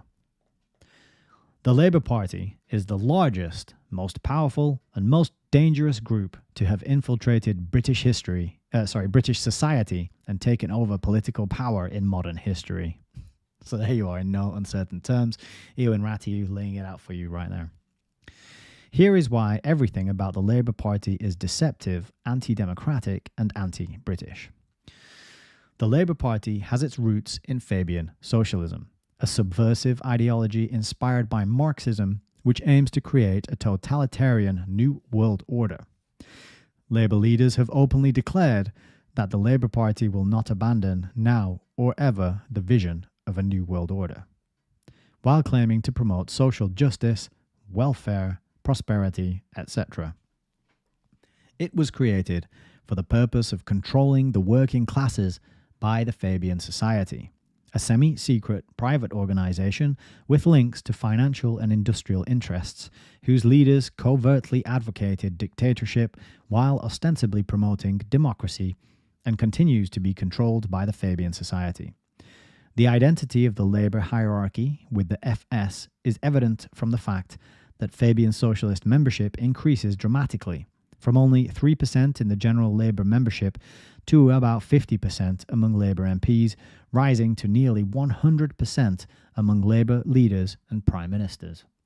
Indeed, the Fabian Society trains young Fabians, which is their society's under 31 section, to become Labour MPs, about half of whom have been Fabian Society members from 1945. Provides leaders to the party, organizes its conferences, writes its programs and manifestos, and leads its election campaigns. So that's all the things that the Fabian Society does. The Fabian Society has also been able to nominate candidates for the Labour Party leadership and influence their election through the party's electoral college, which included Fabian MPs and party members. In 1994, the Fabian Society, and in particular young Fabians activists, backed Tony Blair, a longtime Fabian Society member who had recently joined the World Economic Forum's Global Leaders of Tomorrow, in his bid for the Labour Party leadership. And if you remember as well, Tony Blair was the one who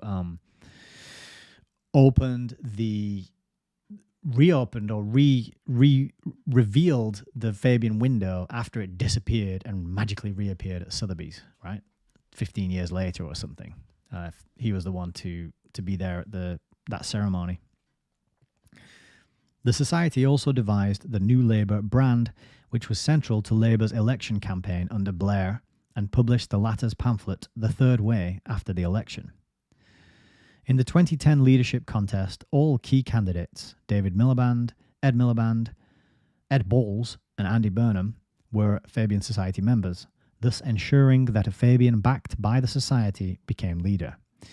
In addition, the party has been kept on a Fabian course through leading Fabians like former Fabian Society General Secretary Diane Hayter, sitting on its executive and policy forum.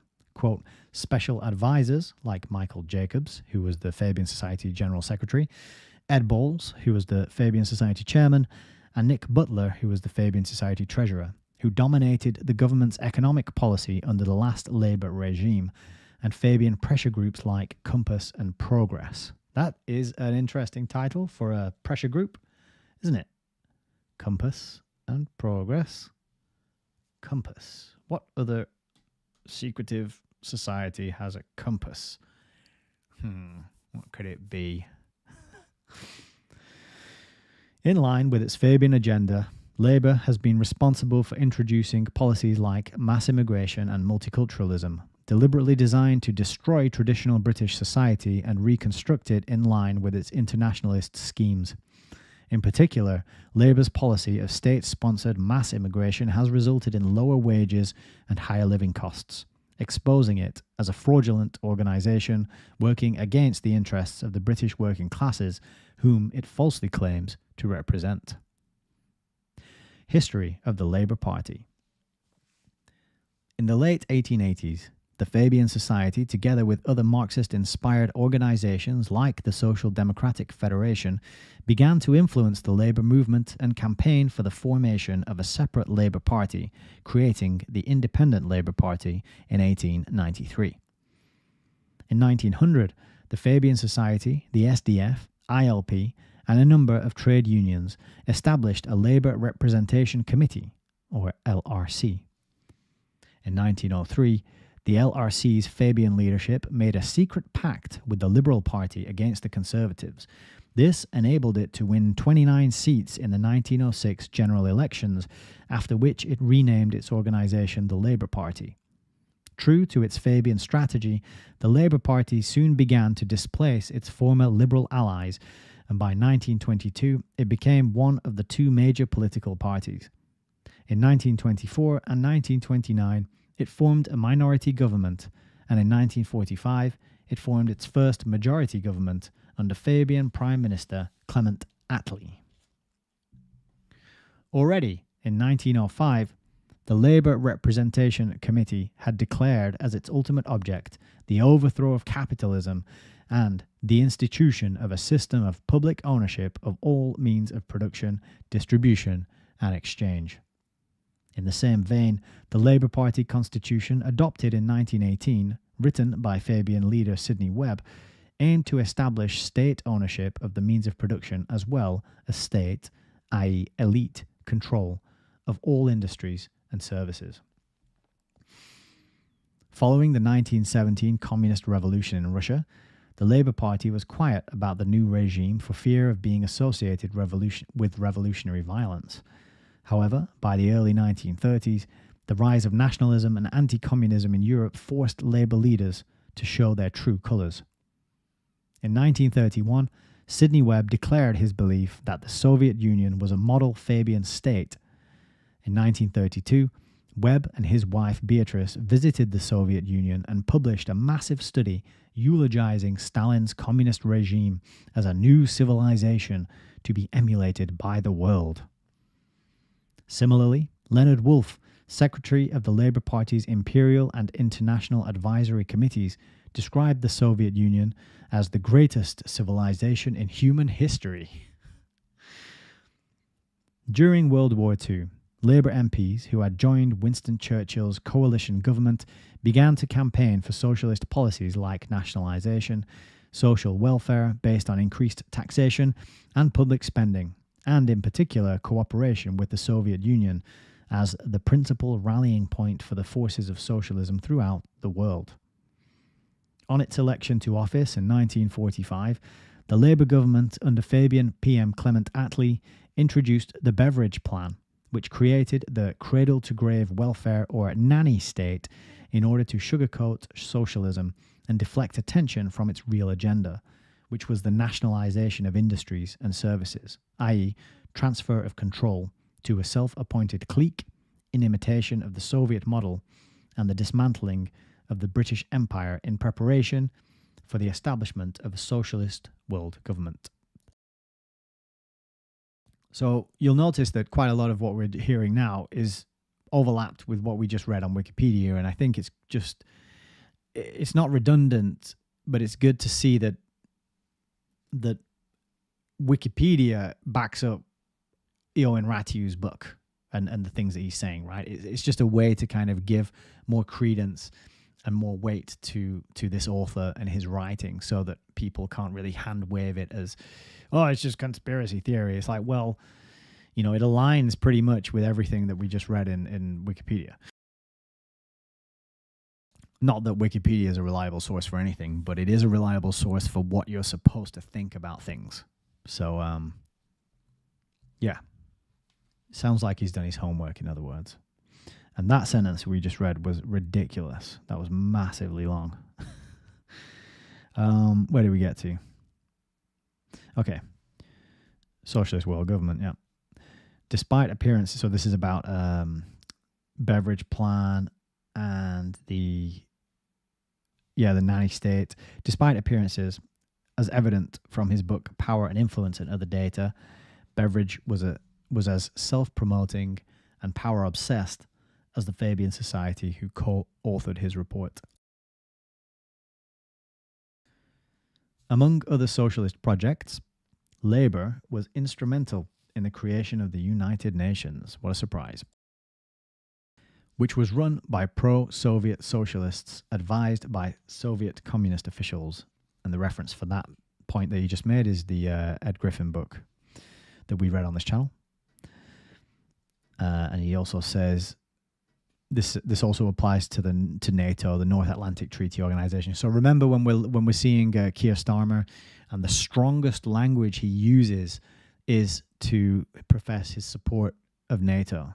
Well, this is why. And UN. Well, this is why. Ostensibly meant to contain the expansion of Soviet and Chinese communism, NATO was in fact used by the Attlee government as a smokescreen to make deals with the communist regimes and promote world socialism. In a 1952 essay with an introduction by Attlee, leading Labourite and Fabian Richard Crossman wrote, quote, "A victory for either side would be a defeat for socialism. We are members of the Atlantic Alliance, but this does not mean that we are enemies of every communist revolution." At the same time, the Labour Party and the Fabian masterminds behind it was responsible for re-establishing European socialism by reorganizing socialist parties in Allied-occupied Germany and elsewhere, and by setting up the Socialist International as an instrument for coordinating, controlling, and promoting international socialism with a view to establishing world government.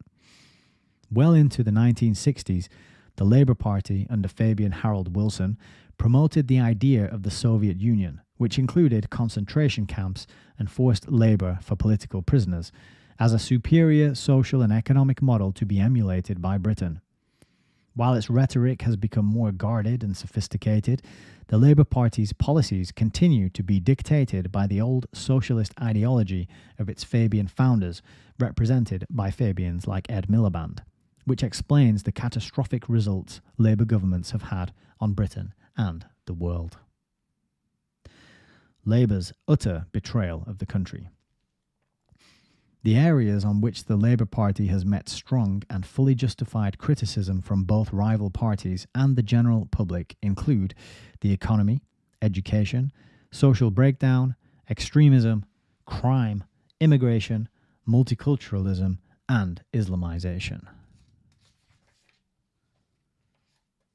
The economy under Labour. Labour's economic policies are devised by its Fabian masterminds, promoted through Fabian outfits like the LSE, the RES, the NIESR, and ESRC, and backed by left-wing groups from CBI to Labour Business. They were already exposed as bogus in the 1950s, following the introduction of Marxist-inspired measures such as the nationalisation of coal, iron, and steel industries. The policies imposed by Tony Blair and Gordon Brown following the Labour takeover of 1997 resulted in the longest and deepest recession since World War II, creating an unprecedented budget deficit of £90 billion in 2008 and 2009.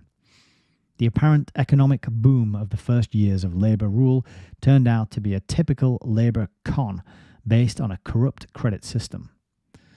As conceded by The Guardian, not only was the deterioration of public finances unprecedented, but it was due to the credit crunch which began in 2007. The Labour-created economic disaster left 3 million people unemployed. In the face of the facts, Labour leader Ed Miliband was forced to declare that his party takes responsibility for the crisis and the way it handled it. And that's from a Sky News story. The 2010 British Social Attitude Survey, conducted by the National Centre for Social Research, shows that the majority of British people rejected Labour policies like increased taxation, public services spending, and, in particular, the welfare system, which was seen as lending itself to abuse and preventing people from standing on their own feet. That's from The Times. In particular, Labour's Keynesian, i.e. Fabian policy of perpetual deficit spending rendered the economy increasingly dependent on international finance, strengthening the hand of the corporate elites whose interests the party covertly represents. That's a really important point there about the Keynesian policy of perpetual deficit spending. Keynesianism is all about debt and more government spending when the economy is struggling. And of course, that just means borrowing from the banks, and we all know the banks are controlled. But that's sound money, apparently. The education system under Labour. The education system in Britain has been under Labour control since 1934, when the Labour Party took control of the London County Council, responsible for elementary and secondary schools and similar bodies across the country. It had earlier seized control in universities and other institutions, notably Fabian-created ones from LSE to Imperial College London. Labour's education policies have been severely criticised by leading figures from politicians to business and industry leaders. A poll by the charity Business in the Community found that many young people are unemployable, lacking skills from reading and writing to punctuality, presentation, and communication. And that's from a Daily Mail story. Office for National Statistics figures show that there were 100,000 unemployed graduates under 25 in 2009. Yep, that's... and I was thinking, actually, as a side note, which is kind of related to this point, I was thinking about the word universe and university, right? So if you break down those words, you've got uni, which means one, and then verse, which means song or lyric or hymn, you know, this kind of thing, right? A verse of music, of words. And I thought about university. It's you could break it down to mean uni verse city. So it's uni, which is one, and it's verse, which is song or hymn, and city or place or artificial environment. And so university is the place where people are standardized and are taught to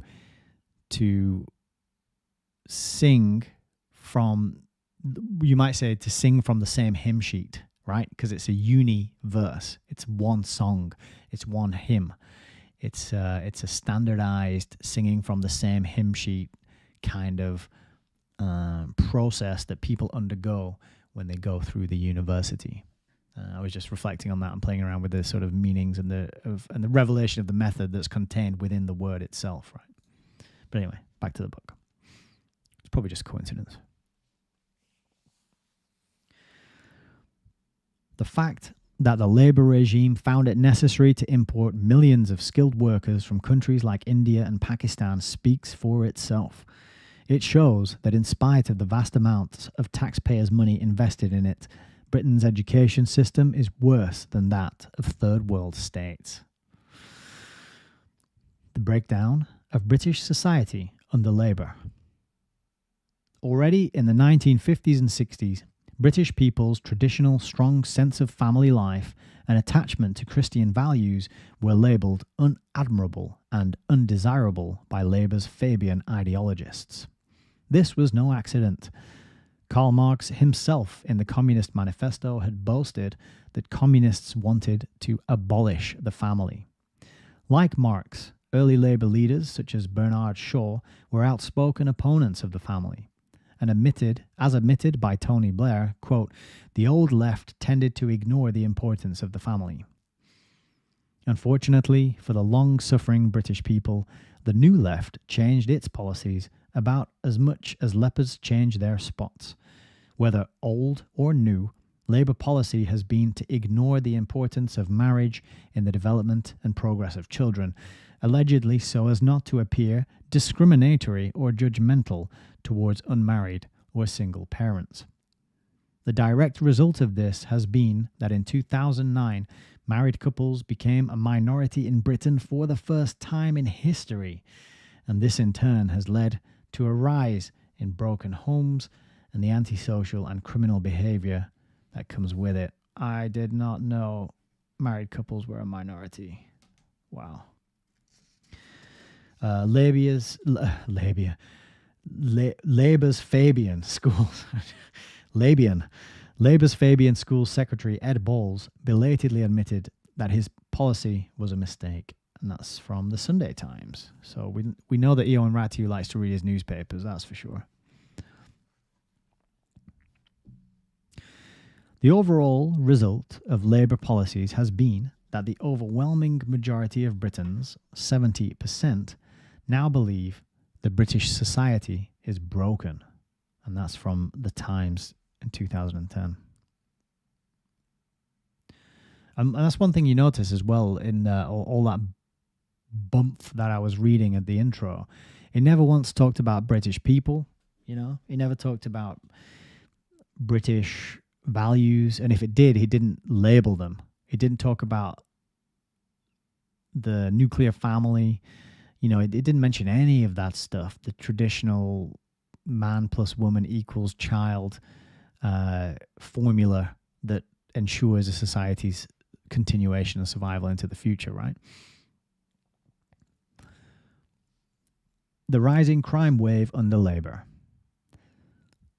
Although Labour came to power in 1997 with the pledge of being tough on crime, tough on the causes of crime, the truth is that with the rise of broken homes resulting from Labour's anti-family policies, there's been a rise in antisocial and criminal behaviour among young people. In 2000, there was a significant rise in violent crime, and this trend continued unchanged under Labour rule. That's from the BBC News. Gavin Lockhart, head of Policy Exchange's Crime and Justice Unit, has said, after a decade of unprecedented spending on policing, courts and prisons, England and Wales have a recorded crime rate twice that of the European average. That's also from the BBC News. In particular, religion-motivated extremism became a new cause of crime under Labour. Curious that. And they're continuing on in good form with his recent reforms and policies of letting prisoners out early. Starmer staying true to his Fabian colours. Immigration under Labour. In 1948, Labour Prime Minister Clement Attlee passed the British Nationality Act, allowing all inhabitants of the British Empire to enter, live and work in the UK without restriction. Although public opinion forced it to introduce some restrictions on immigration, the Labour Party's long-term policy has been to allow more and more immigrants into Britain under various false pretenses like the need of skilled workers, etc. So you can see they're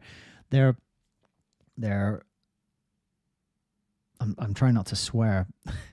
They're destroying the education system, the schooling system, so that it just churns out morons who can't be hired. And then they're saying, well, we can't hire any of our native people. We're going to have to import a load of people from somewhere else, right? So that it's problem, reaction, solution. Prime case in point. In 1997 to 2010, Labour's Blair Brown regime imposed an official, deliberate and systematic policy of mass immigration, while blatantly lying about the true extent of immigration. That's from the Daily Telegraph. Labour's policy of mass immigration, that is, deliberate and systematic import of cheap labour from abroad, resulted in wages being kept artificially down and, in particular, in the replacement of Britain's indigenous population with immigrants, clearly exposing labourism, a system ostensibly representing the British working class, as a fraudulent, indeed criminal system. Yes, fraudulent and criminal system, 100%. Don't forget, Keir Starmer is a criminal defence specialist. He likes to defend criminals. Multiculturalism under Labour. In 1966, Labour Home Secretary and future President of the European Commission, Roy Jenkins, initiated a shift in government policy from assimilation of immigrants to state-promoted integration accompanied by cultural diversity or multiculturalism. The dishonest intent of Jenkins' actions is evident from the fact that he deliberately waited until after the elections, in which Labour won an increased majority, to start promoting this change of policy. Since then, the policy of the Labour Party has been to transform Britain into a multicultural society. This is supposed to enrich British culture and make British society better, more competitive, and more successful. The 1997 to 2010 Labour regime's relaxation of immigration controls was a deliberate plan to open up the UK to mass migration in order to make it more multicultural. That's from the Daily Telegraph. As in the case of mass immigration, multiculturalism has been made a virtual taboo subject. The British people have been given absolutely no say on the matter, and all objective and critical discussion has been systematically suppressed and stifled. And where it hasn't been suppressed and stifled, it's been shouted down with cries of far-right extremist, bigots, domestic terrorist type labels, right? Anti-racism under Labour. Labour's immigration policies led to the transformation of Britain into a multiracial society. The resulting interracial tensions were then used by Labour politicians to win the votes of immigrant communities and muster support for its anti-majority policies. Anti-racism has become Labour's tool of choice for suppressing the rights of the indigenous population, in effect becoming a new form of racism directed against the white majority. Yeah, because it's only white people who can be racist, isn't it? You can't be racist unless you're white. Everybody knows that. Come on. That's obvious.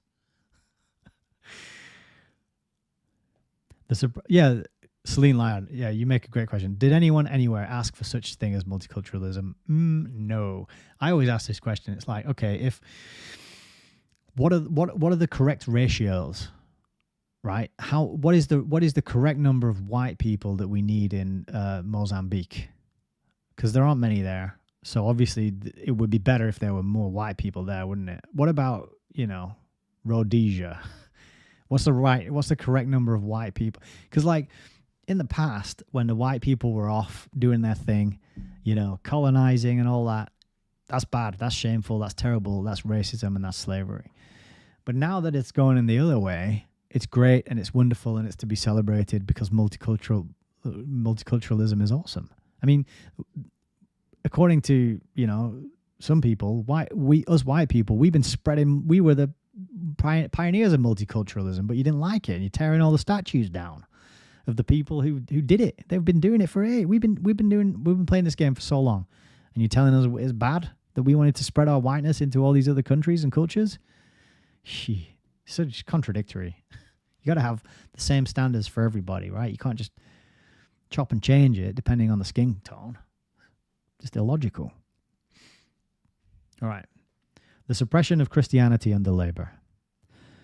Christianity has always been a key target for socialist subversion, and the Labour Party had sought to infiltrate, subvert, and distort Christian religion from the time of Keir Hardie and other early Labour leaders. And actually, I'll just pause for a second here, that when I did the preamble rambles on Fabian Freeway, that we did find there as well that one of the stated overt goals and sort of the fundamental positions of communism is to be against capitalism and against Christianity. We did turn that up. I forget where we read that, but that came out as a very overt and admitted non-controversial position of the communist / socialist left.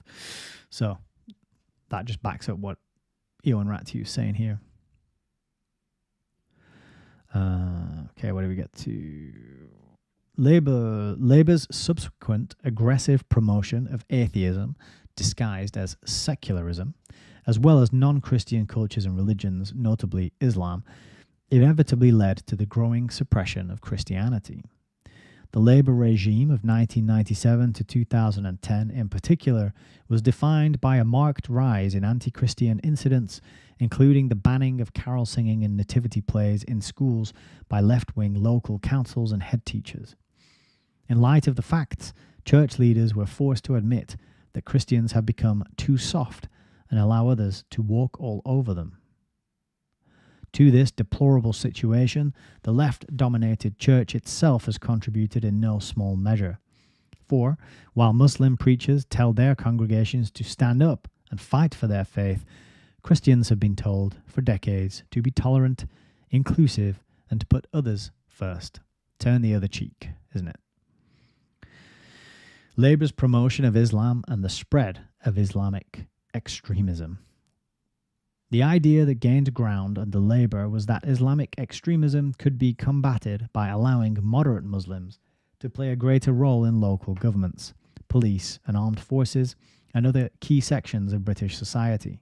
In reality, the Labour policies of appointing Muslims to key positions in the Labour Party, Ministry of Justice, Home Office, and Social Services, along with uncontrolled and unlimited immigration from Islamic countries, especially Pakistan, shambolic student visa system, mandatory multiculturalism, systematic sponsorship of Islamic schools, cultural centres, charities and mosques, etc., enabled Islamic extremist organisations to infiltrate all sections of British society and obtain support, funds and recruits for their anti-British activities. In 1998, under Tony Blair's newly elected New Labour regime, Nazir Ahmed, who was born in Pakistan-occupied Kashmir, became Britain's first Muslim life peer. In 2000, Tony Blair infamously stated in an interview with Muslim News, quote, "There is a lot of misunderstanding about Islam. It is a deeply reflective, peaceful, and very beautiful religious faith, and I think it would be hugely helpful if people from other religious faiths knew more about it." As noted earlier, in August 2006, Tony Blair praised the Quran as progressive and Muslim-occupied countries as the standard bearers of tolerance. He said that in a speech to the World Affairs Council in Los Angeles.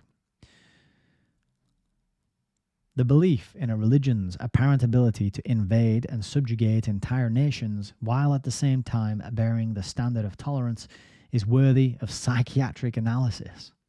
Unfortunately, it has become the norm in the current left-wing dominated political climate, and those who dare challenge it are attacked and silenced by the new order and its henchmen.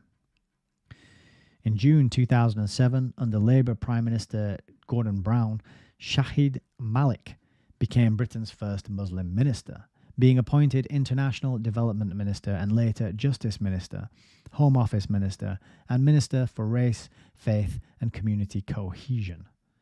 As revealed by a policy exchange report in 2009, £90 million spent on fighting Islamic extremism actually went to groups linked to extremist organizations like the Muslim Brotherhood in Egypt and Jamaat-e-Islami in Pakistan.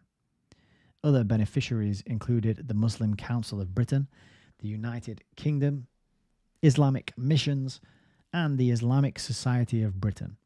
In an attempt to win Muslim votes, in Luton alone, the Home Office project Preventing Violent Extremism funded 7 Muslim centres. How the government pays Muslims to vote Labour, Daily Telegraph. That's the article that's from. At the same time, groups linked to Islamic terrorism were funded by left-wing charities like the Joseph Rowntree Charitable Trust. In 2010, Labour appointed as Shadow Lord Chancellor Sadiq Khan of the Fabian Executive, who, not surprisingly, declared that Labour is and has always been the party of British Muslims. That was leftfootforward.org has that quote. Which is handy, isn't it? If you kind of import a load of people and then you tell them all that they have to vote for your party, it gets you a lot more votes, you know? Okay. The Labour regime's cooperation with Islamic extremists. While not all Muslims are extremists, all Muslim populations have an extremist percentage. As the Muslim population in Britain grows, the extremist percentage grows too. A population of 2 or more million Muslims means thousands of extremists, i.e. too many for the intelligence services and the police forces to monitor and control. As pointed out by leftist journalist and Fabian Polly Toynbee, the left has embraced the extreme Islamist cause, which excites its revolutionary zeal. That's from The Guardian. Labour socialism has always sided with Islamic extremism in its effort to create a new world order. This is why Labour has been unwilling to antagonise the Muslim minority by tackling its extremist elements. The Labour policy has not been one of eradication of Islamic extremism, but one of containment by bribing the Muslim minority and its extremist elements through concessions and cooperation. So it sounds like a policy of appeasement. In 2004, the UK Foreign Office, headed by Jack Straw, set up the Engaging with the Islamic World group, consisting of 18 civil servants, including Muslims, and led by the pro-Muslim Francis Guy. As noted earlier, as ambassador to Lebanon, Guy later praised Grand Ayatollah Mohammed Hussein Fadlallah, a supporter of Iran with links to Hezbollah terrorists, as a true man of religion, adding that the world needed more like him. In 2007, the FO merged EIW with its counter-terrorism program to form the Countering Terrorism and Radicalization Program. In May 2006, the Foreign Office held a conference entitled Challenging Stereotypes in Europe and the Islamic World at Wilton Park to discuss Islamophobia in the UK and related issues. The conference was convened at the request of the Organisation of the Islamic Conference and was attended by Guy's EIW group. In July 2006, the Foreign Office, headed by Margaret Beckett, sponsored a large gathering of European Islamist organizations in Turkey, which concluded that all Muslims in Europe should abide by the Quran as a means of enriching Europe and setting an example for non-Muslims to follow. This strategy even applies to the British campaign in Afghanistan. For example, in 2008, Labour government plans were exposed for intending to build a secret military training camp for thousands of Taliban fighters to make them swap sides. In Britain, the established policy of intelligence services and police forces has been to collaborate with some extremists in order to keep other extremists down.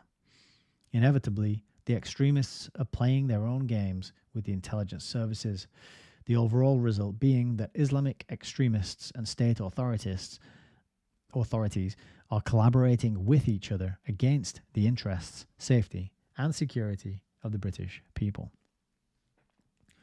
Among organisations recruiting Muslim fundamentalists under Blair's New Labour regime were MI6, which recruited Indian-born Harun Rashid Aswat, believed to have masterminded the 7/7 London bombings; MI5, Scotland Yard, which appointed advisor on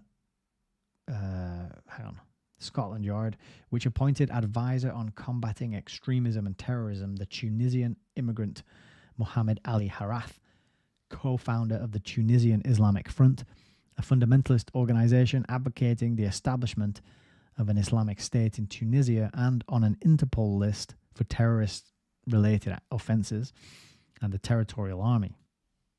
So MI6, MI5, Scotland Yard, and the Territorial Army have all recruited Muslim fundamentalist extremists. And there's in brackets here are the news stories that reported that. There's the New York Times, Fox News, there's Sunday Times here, and the Times as well. The facts on the ground show that in spite of Labour's cooperation with Islamic extremists, the threat of Islamic terrorism after 7th of July 2005 was rising, not falling. In April 2009, a terrorist plot to bomb Easter shoppers in Manchester was uncovered. That's from the Daily Telegraph.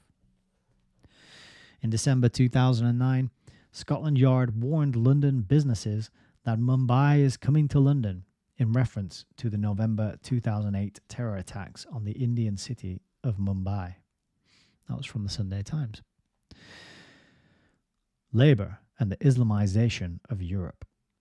Already in the 70s, in line with IMF agendas, Labour Chancellor Denis Healey had promoted European dependence on Islamic investments and loans.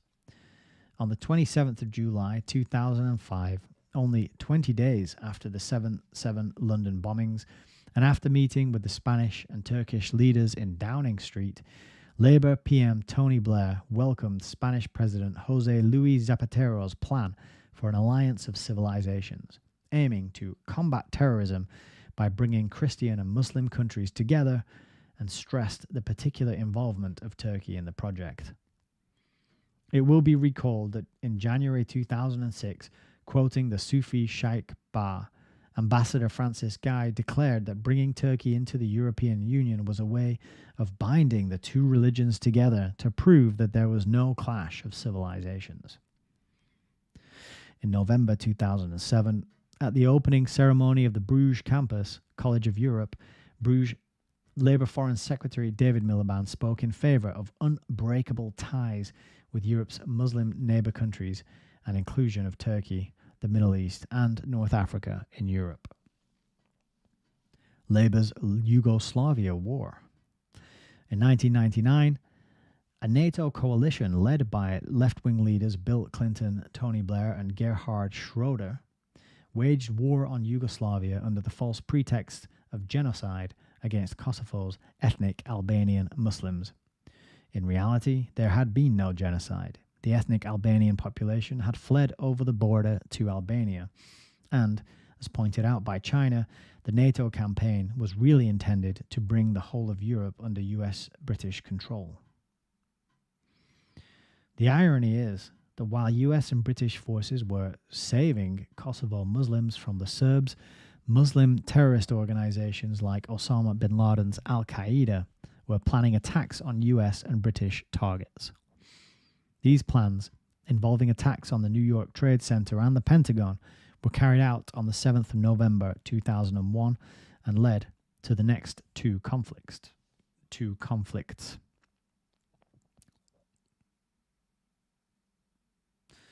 7th of November 2001. I'm not sure he's got his day right there. Labour's Afghanistan War. In 2001, the USA under President George W. Bush began a military operation in Afghanistan to hunt down Osama bin Laden and remove the Taliban regime which was protecting him. As regime change in Afghanistan suited Labour's global strategy, Tony Blair's government joined the US campaign against the Taliban. However, as in the case of Yugoslavia, the Labour government did not tell the British people the whole truth about Afghanistan. The Labour government did not tell the people that the Taliban had been created by the British intelligence services in collaboration with the CIA and Pakistan's ISI in the first place, as admitted by former Pakistan President Pervez Musharraf in his book, In the Line of Fire. I've got to get that. 2006 book. Probably not a hard one to find. What the Labour government also did not tell the British people was that Osama bin Laden himself had been sponsored by the same groups, and that the roots of Islamic extremism were to be found not in Afghanistan, but in Pakistan, where the Taliban had its bases and masterminds, and Saudi Arabia, from where Islamic extremists get financial support. The 9/11 attackers, including Osama bin Laden, were not from Afghanistan, but from Saudi Arabia and other Middle Eastern Arab states. Indeed, limited Western wars in Afghanistan are unwinnable when the enemy can move freely between zones of operation in Afghanistan and guerrilla bases in Pakistan via an extensive network of cross-border tunnels, and receives unlimited supplies of cash, arms, and recruits from outside. This is even more the case when the Western camp lacks the moral and political will to win. Another important fact concealed by the Labour regime was that the alternative government in Afghanistan aimed to establish an Islamic republic that would be similar or identical to the Taliban state, and so continue to provide a launching pad for anti-British and anti-Western extremism. Yeah, really important points on this page for sure about the Labour, about the British intelligence services and CIA working with the Taliban and funding Osama bin Laden and working with him as well, training them up. That's part of history, but it gets left out quite regularly. Okay. Labour's Iraq War. In 2003, Britain and America invaded Iraq to remove Saddam Hussein's regime on the pretext that it had weapons of mass destruction, WMDs, which could reach Britain within 45 minutes. In fact, the quote-unquote evidence for WMDs turned out to have existed only in Tony Blair's imagination. It is true that Saddam Hussein was a bloodthirsty tyrant who had the blood of thousands of innocent people on his hands, and everybody agrees that his removal was a good thing. However, several serious concerns about the war remain. 1. The war was waged on false pretexts. 2. The true reasons behind the removal of Saddam Hussein were US-British oil interests and expansionist ambitions in the region, which were opposed by Saddam and his regime. Apart from Hunt Oil, the main oil interests in post-war Iraq are the Rockefellers, the Rothschilds, Shell and Janelle, BP, and Communist China.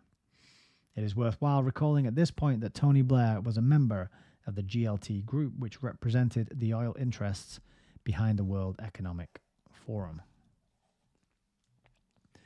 The US and British leadership completely failed to come up with a viable plan for the reconstruction of Iraq after Saddam's removal. This has facilitated the spread of extremism in Iraq and has enabled Iran to expand its influence while weakening Britain's own position, as well as that of Christians in general in the region. 4. Britain's military intervention in Afghanistan and Iraq has been a complete failure for 2 reasons. First, these countries have traditional Muslim populations that do not want to live according to Western, quote, democratic values. Even the illiterate and the uneducated can see that modern Western society has lost its way. Second, Afghanistan and Iraq are the wrong targets. The correct targets are long-time exporters of terrorism and Islamic revolution, such as Pakistan, Saudi Arabia, Qatar, and Iran. While secondary elements in the global terrorist network, like Afghanistan, are being targeted for reasons of political expediency and propaganda, the primary elements, Pakistan, Saudi Arabia, etc., are treated as untouchable and above international law, and even as friends and allies in the fight against terror.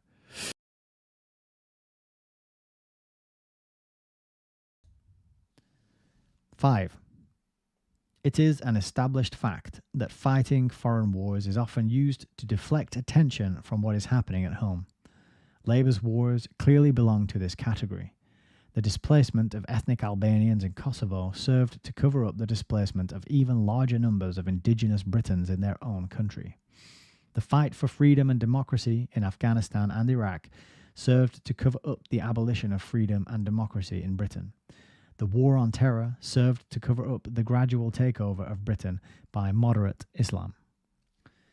The result of the Yugoslavia, Afghanistan, and Iraq wars is that there has been no improvement in the security of the British people. On the contrary, while British troops have been laying down their lives in foreign countries, a new generation of Islamic extremists has been raised on British soil, as shown by the 7th of July 2005 attacks on London's transport network and other atrocities planned, carried out, or attempted since. As usual, it is not the political leaders who are affected by Islamic terrorism, but innocent, ordinary people.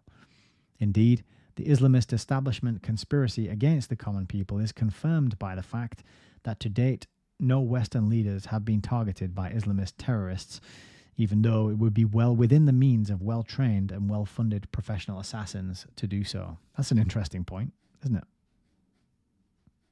They're just blowing up civilians. In the final analysis, like its wars for democracy, Labour's war on terror only served to deflect the attention of both military and general public from the anti-democratic and anti-British policies of the Labour regime at home. All right. Next section is Labour and world government. Labour's policies can only be fully understood when examined against the background of its overarching objective of establishing a socialist world government. This objective is evident from the party's election manifestos, calling in unambiguous terms for a socialist Commonwealth of Great Britain in 1945, a socialist Europe in 1975, and in particular, world government. For us, world government is the final objective, and the United Nations, the chosen instrument. And that's from 1964. As the same manifestos make clear, Labour's foreign policy has been, quote, a logical extension of our work at home. In line with this objective, leading Labourites like Morgan Phillips and Dennis Healey were instrumental in the creation of organisations aiming to establish world government, such as the Socialist International and the Bilderberg Group. All this exposes the Labour Party as an organisation representing the interests of the international money power, which bankrolled Labour governments from the 1940s to the 70s through outfits like the IMF. Major Labour fundraisers and donors include the Rothschilds and associates like Lord Levy, Lord Mendelssohn, and Martin Taylor of Nevsky Capital, a creation of the Barings Rothschild outfit, Thames River Capital. And we got some references and notes here. And that's the end of the chapter. That was a much shorter one than the last one we read. But the footnotes he is mentioning are Promoting Racial Harmony by Michael Banton, The Labour Party and Foreign Policy, A History by John Callaghan. He's mentioned Margaret Cole's book, The Story of Fabian Socialism, and G. Ed Griffin's book, The Fearful Master, A Second Look at the United Nations. And if you're interested in that, I did read it in full on this channel. That's a book we read before this one, in fact. He also mentioned Anti-Racism, A Mania Exposed by Russell Lewis. And, of course, Fabian Freeway by Rose Martin. There is The New Frontiers of Jihad, Radical Islam in Europe by Alison Pargita. And there's also Immigration and Race Relations in Britain, 1960 to 1970. 1967 by Sheila Patterson. And then the Patricia Pugh book, Educate, Agitate, Organize, Educate, Agitate, Organize, 100 Years of Fabian Socialism. There's a John Rentoul book about Tony Blair, Prime Minister. And that's it for the books. And there's a couple of articles as well that he mentions. And that's the end of the chapter on the Labour Party. The next chapter is going to be on the Council on Foreign Relations, but we are not going to be starting that today, I'm afraid. So let me just have a sip, go back to the head cam. Finishing much earlier than usual. What a short chapter that was. Took me by surprise, the ending there. I didn't expect to be finished it, but yeah, it was only, it was 17 pages long, that, compared to the Fabian Conspiracy chapter, which was 70 pages long. The Council on Foreign Relations, the next chapter, that clocks in at 30 pages, so that's going to be a bit longer and more detailed. But hey ho, what do you think about that? I'm going to have my sip now.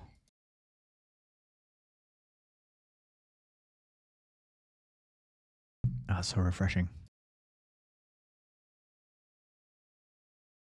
Pretty good stuff. I feel like he's done his homework. And it's good that he relies really heavily on mainstream news sources. He's mentioning all these articles in mainstream newspapers. Now, I'm skeptical of mainstream news. I think it all is there to manage perception and manage people's understanding of the world and how it works. So they're not my favorite sources to rely upon, but you know, he's pointing at things that are admitted in the mainstream. It doesn't mean that they're true, but it does mean that these are things that you are, they're not controversial. You know, from the establishment's point of view, they are things that you're allowed to know, that you're allowed to think and talk about. So part of my reaction to that chapter is that there's a kind of stoking here, as happens, you know, when these dialectics get established, these managed dialectics as a divide and rule, divide and conquer kind of strategy. But one of the classic ones is to just divide the native or the indigenous population against the non-native or non-indigenous population, right? That's divide and conquer 101. That's got to be the oldest way of doing it. Or maybe not the oldest. I'm sure there's others. Like class divides. There's other ways to divide people. But a lot of like the stuff he was talking about there, a lot of the rhetoric felt to me like feeding into that. And I'm not saying he's wrong to do that. I'm not trying to pass judgment. What I mean is that both sides of that divide, you know, the Muslims and the non-Muslims, both groups are being played. Both groups are pieces on a chessboard that are being manipulated. It just so happens at this time that the Muslims are getting more preferential and special treatment in certain ways. So it's really important for us to step back and recognize that both sides are being played and manipulated and lied to in order to drum up that tension and that conflict and that friction, as we saw, you know, earlier this year in the riots here in the UK. So it's just important to bear that in mind and not get carried away with like, oh, it's the Muslims and they're the problem and they need to go because they're all extremists. You know, any group of people, whatever, if you pick them randomly across the world, you know, nationalities and religions, whatever, if you just pick a group at random, there's going to be a proportion of psychopaths in that group. There's going to be a proportion of sociopaths. There's going to be a proportion of evildoers, of people who are possessed, of people who are just willing to do harm and manipulate and lie and engage in all that shitty behavior. So whether there's more of it in one religion than another, I don't know. I'm not sure about that. I know that people will get very deep into debates and discussions about things like theology and different doctrines that come along with different religions, but the majority of people who follow religions aren't nerdy in that way. That's got to be the minority, the ones who actually really get deep into the debates, like Jay Dyer style, doing apologetics for Islam and versus Orthodox Christianity versus Roman Catholic. That's got to be the minority. Most people who follow a religion don't do that. So I would lean more towards the idea that the proportions of people are probably the same, really, who lean towards extremism versus who don't. I don't know. I could be wrong, though. There might be a lot more in certain religions that encourages that kind of behavior than in others. I tend not to pay too much close attention to the different makeup. But I think I shouldn't generalize, I suppose. I'd like to think, I'd like to believe that people's religious preferences are just a preference and not, and they still default to the treat others as you would like to be treated in most cases. I live in multicultural UK and I've never been mistreated by anybody, really. Muslim, Christian, native, non-native, indigenous, non-indigenous. I've had the same sort of treatment of everybody across the board. But that's just me. That's one person, isn't it? That's one person opinion. So yeah, just conscious that we got to remember, and I think he did a pretty good job of pointing this out, that these things are managed at a much higher level, and these frictions are manufactured deliberately because of the control and the power that it gives the people with the money, the people with the influence, people who own the political systems, the monetary systems, the economic systems, those big boys, as Alan Watt would say, who are really sitting at the center of the spider's web. But that is not to downplay or dismiss the very sort of poignant reality on the ground of people's cultures and ways of lives changing, and their societies changing around them, and their communities changing around them, and that has got to be, I mentioned in a previous episode, that growing up in a place and then seeing it totally transformed into a completely different culture, a different religion, different language, different cuisine, from what you had as a child, and all that's gone pretty much for the most part. It's sad. And I was also thinking the other day as well that the people who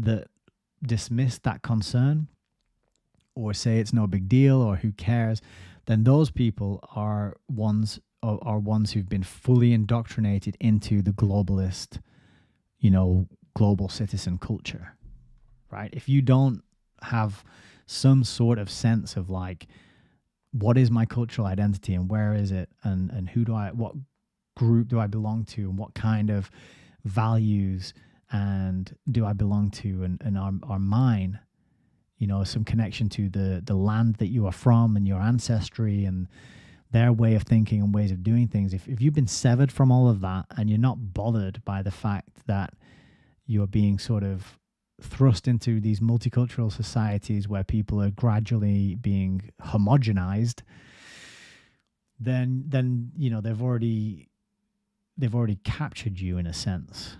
I hope that point makes sense. I'm not for race wars or religious wars. I'm for like, do what you got to do. You do you. People be individual, and as long as you're not encroaching on other people's freedom, as long as you're being respectful and treating each other excellently, and allowing people to interact voluntarily and not proscribing your way onto other people and forcing them under threat or coercion or violence to do things as you think they should do it. As long as you're not engaging in any of that bullshit, then I don't care.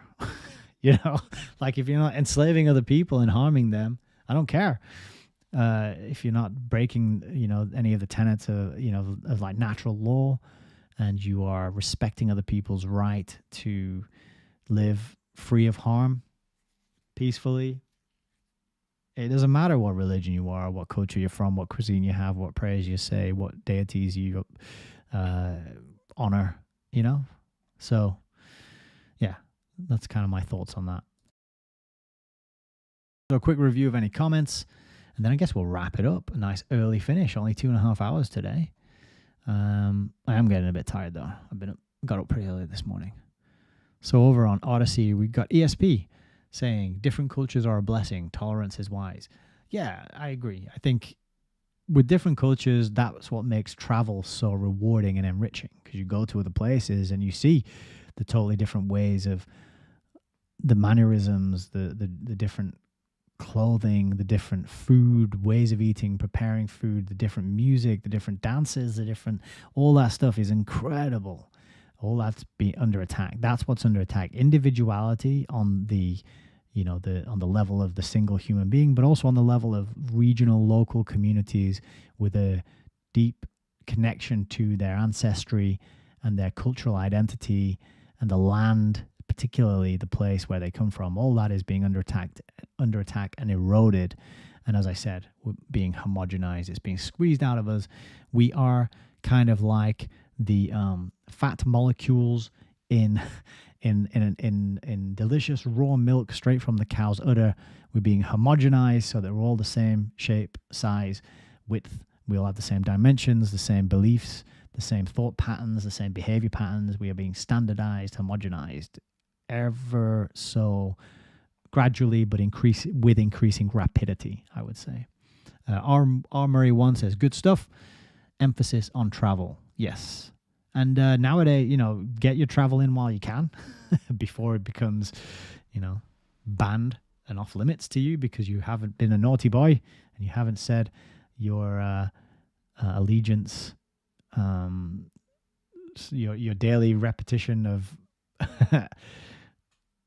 allegiance to the ruling party, the slogans and the songs and everything. You haven't done it today.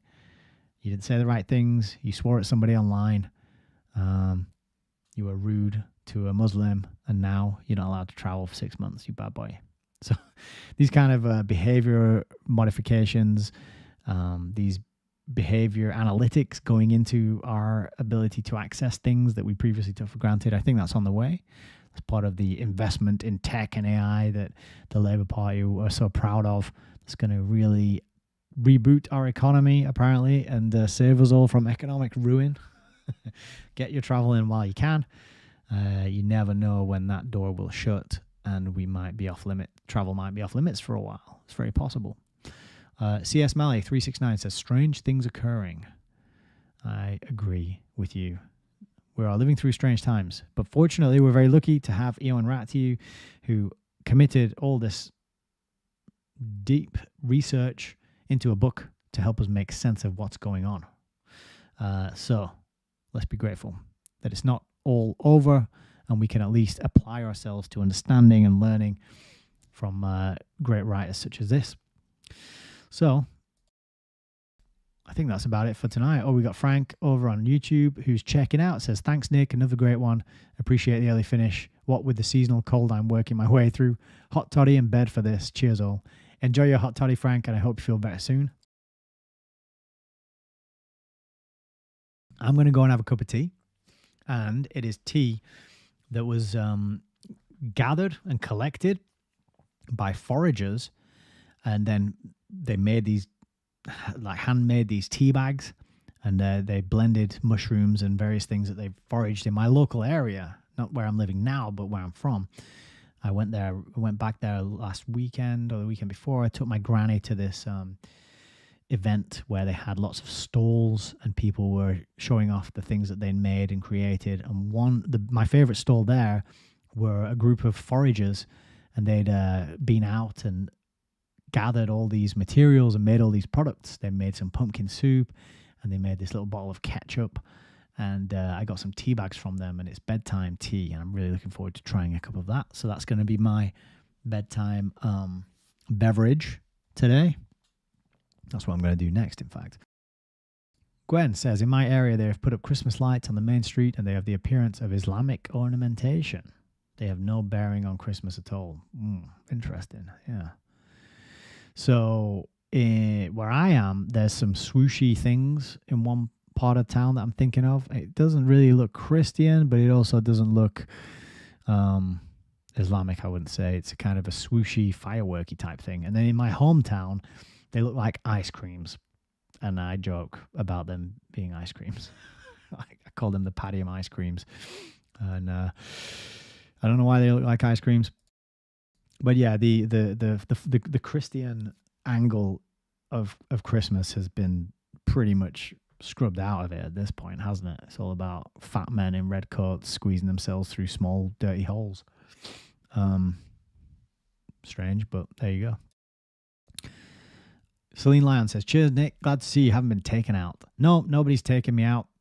I haven't been invited anywhere. It's not fair. You could take me out for a beer or a steak, especially a steak. If anybody wants to take me out for a steak, I'll be there. Just let me know where and when. Plenty of good steak houses in Manchester.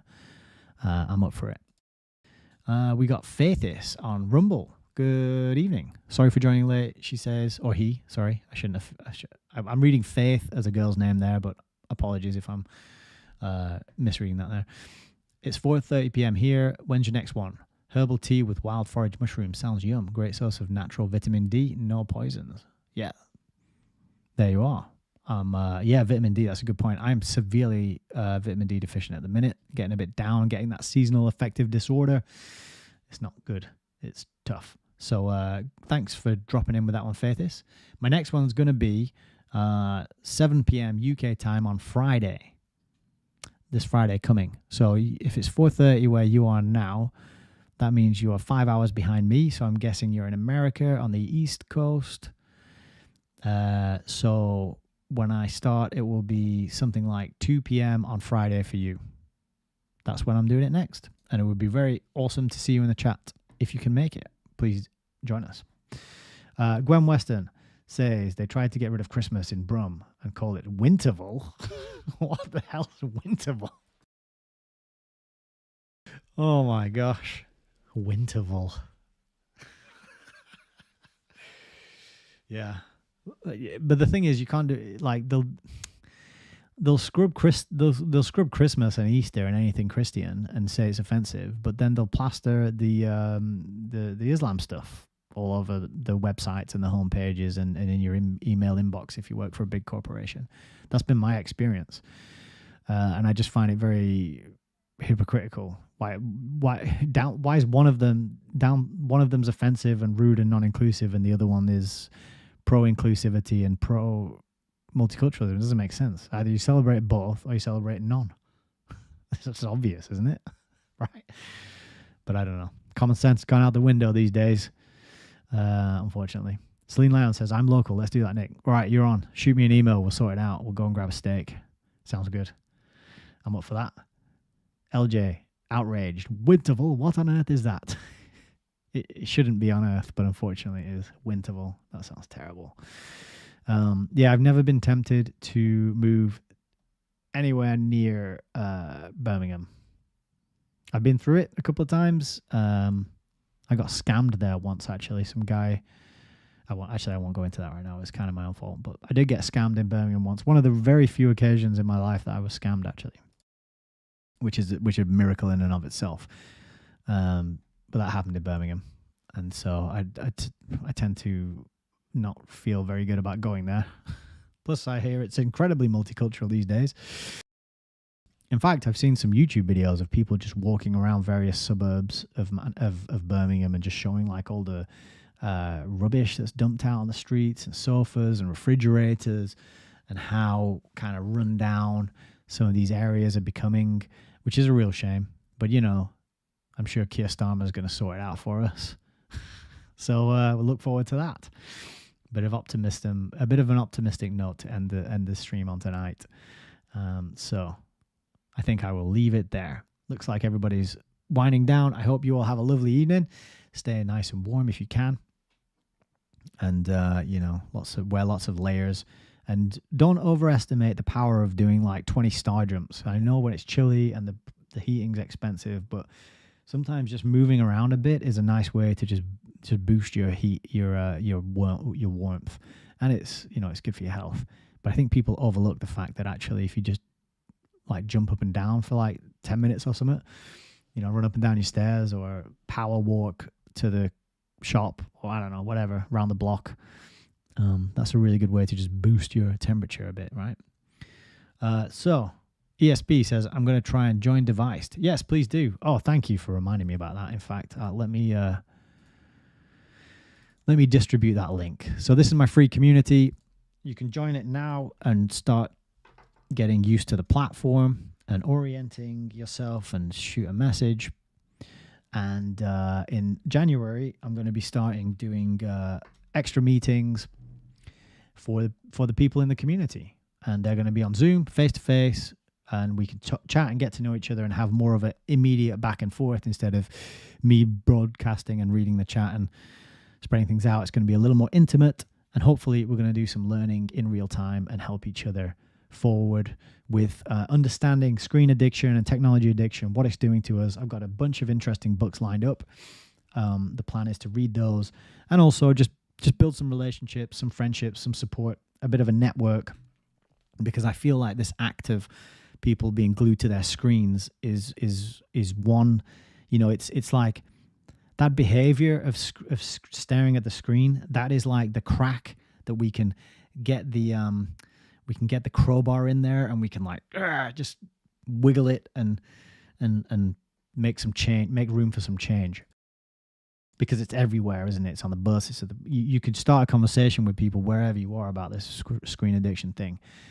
It's really problematic. It's everywhere, all over the place. So if we can start some conversations around it, maybe come up with some solutions, maybe try and work out ways to reach people whose attention span has been like eroded. I know everybody tuning into this, you've got a long attention span, and that's great because it's rare and hard to find these days.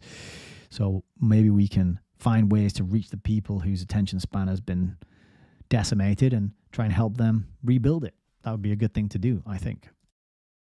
Help people to notice the patterns, help people to see read between the lines of these kind of headline, Wikipedia articles or news stories that go out, for example, and headlines that we get bombarded with. So yeah, that'd be great to see you in there, ESP, and anyone else who feels like having a look. You can sign up now, and then I'll say hello when you arrive, and I'll be posting updates in there. And then in January, it is all systems go. We're going to start meeting, and we'll see where it goes. So I think I will leave it there. I hope you enjoyed tonight's broadcast. I certainly did. It was a lot of fun, and it was a good job I had prepared that massive intro, because that was a short chapter, and I hadn't looked ahead to see how long it was. So that was good. It worked out well. Thank you all for being here. I appreciate it very much. And if you are watching on the replay, I appreciate that as well. Share, comment, like, subscribe, all that good stuff. If you can and are able and are willing, that is lovely. It helps me out with, I don't know. It helps me out with stuff. The numbers go up. That's always good. Everybody on online making content likes to see the numbers go up. And so you have the power to do that. So why not exercise it? You can join the mailing list, or you can just shoot me an email to get in touch if you've got anything you want to say or talk about or anything you want to ask. The way to do that is autonomoususername@gmail.com. And then all the ways to support are listed at allmylinks.com/Hayes Reviews. And you can find everything you need there for where I am or where I hang out and how to get in touch. And it would be very good to hear from you. And if you just want to, whatever it is, really. Got any feedback, got any suggestions, got any books you want to recommend, or you want me to answer any questions about books that you want me to recommend to you, whatever it is. If you want to know where I get my foraged handmade tea bags from, shoot me an email and I will tell you. I've actually got I follow them. I follow that company. I don't know if they're a company, but I follow that group on Instagram, so I can put you in touch if you're interested in that. Cool. Let's wrap it up there then. Take it easy. Take good care of yourselves and each other, and I will be back on Friday, 7 p.m. UK time, and I hope you will join me for next chapter, which, let me just remind you, this is going to be a good one. It is chapter 4, the Council on Foreign Relations. And I just got a new book in the post about the Council on Foreign Relations. But anyway, I'll save that for Friday. So I hope to all see you then. And until then, God bless.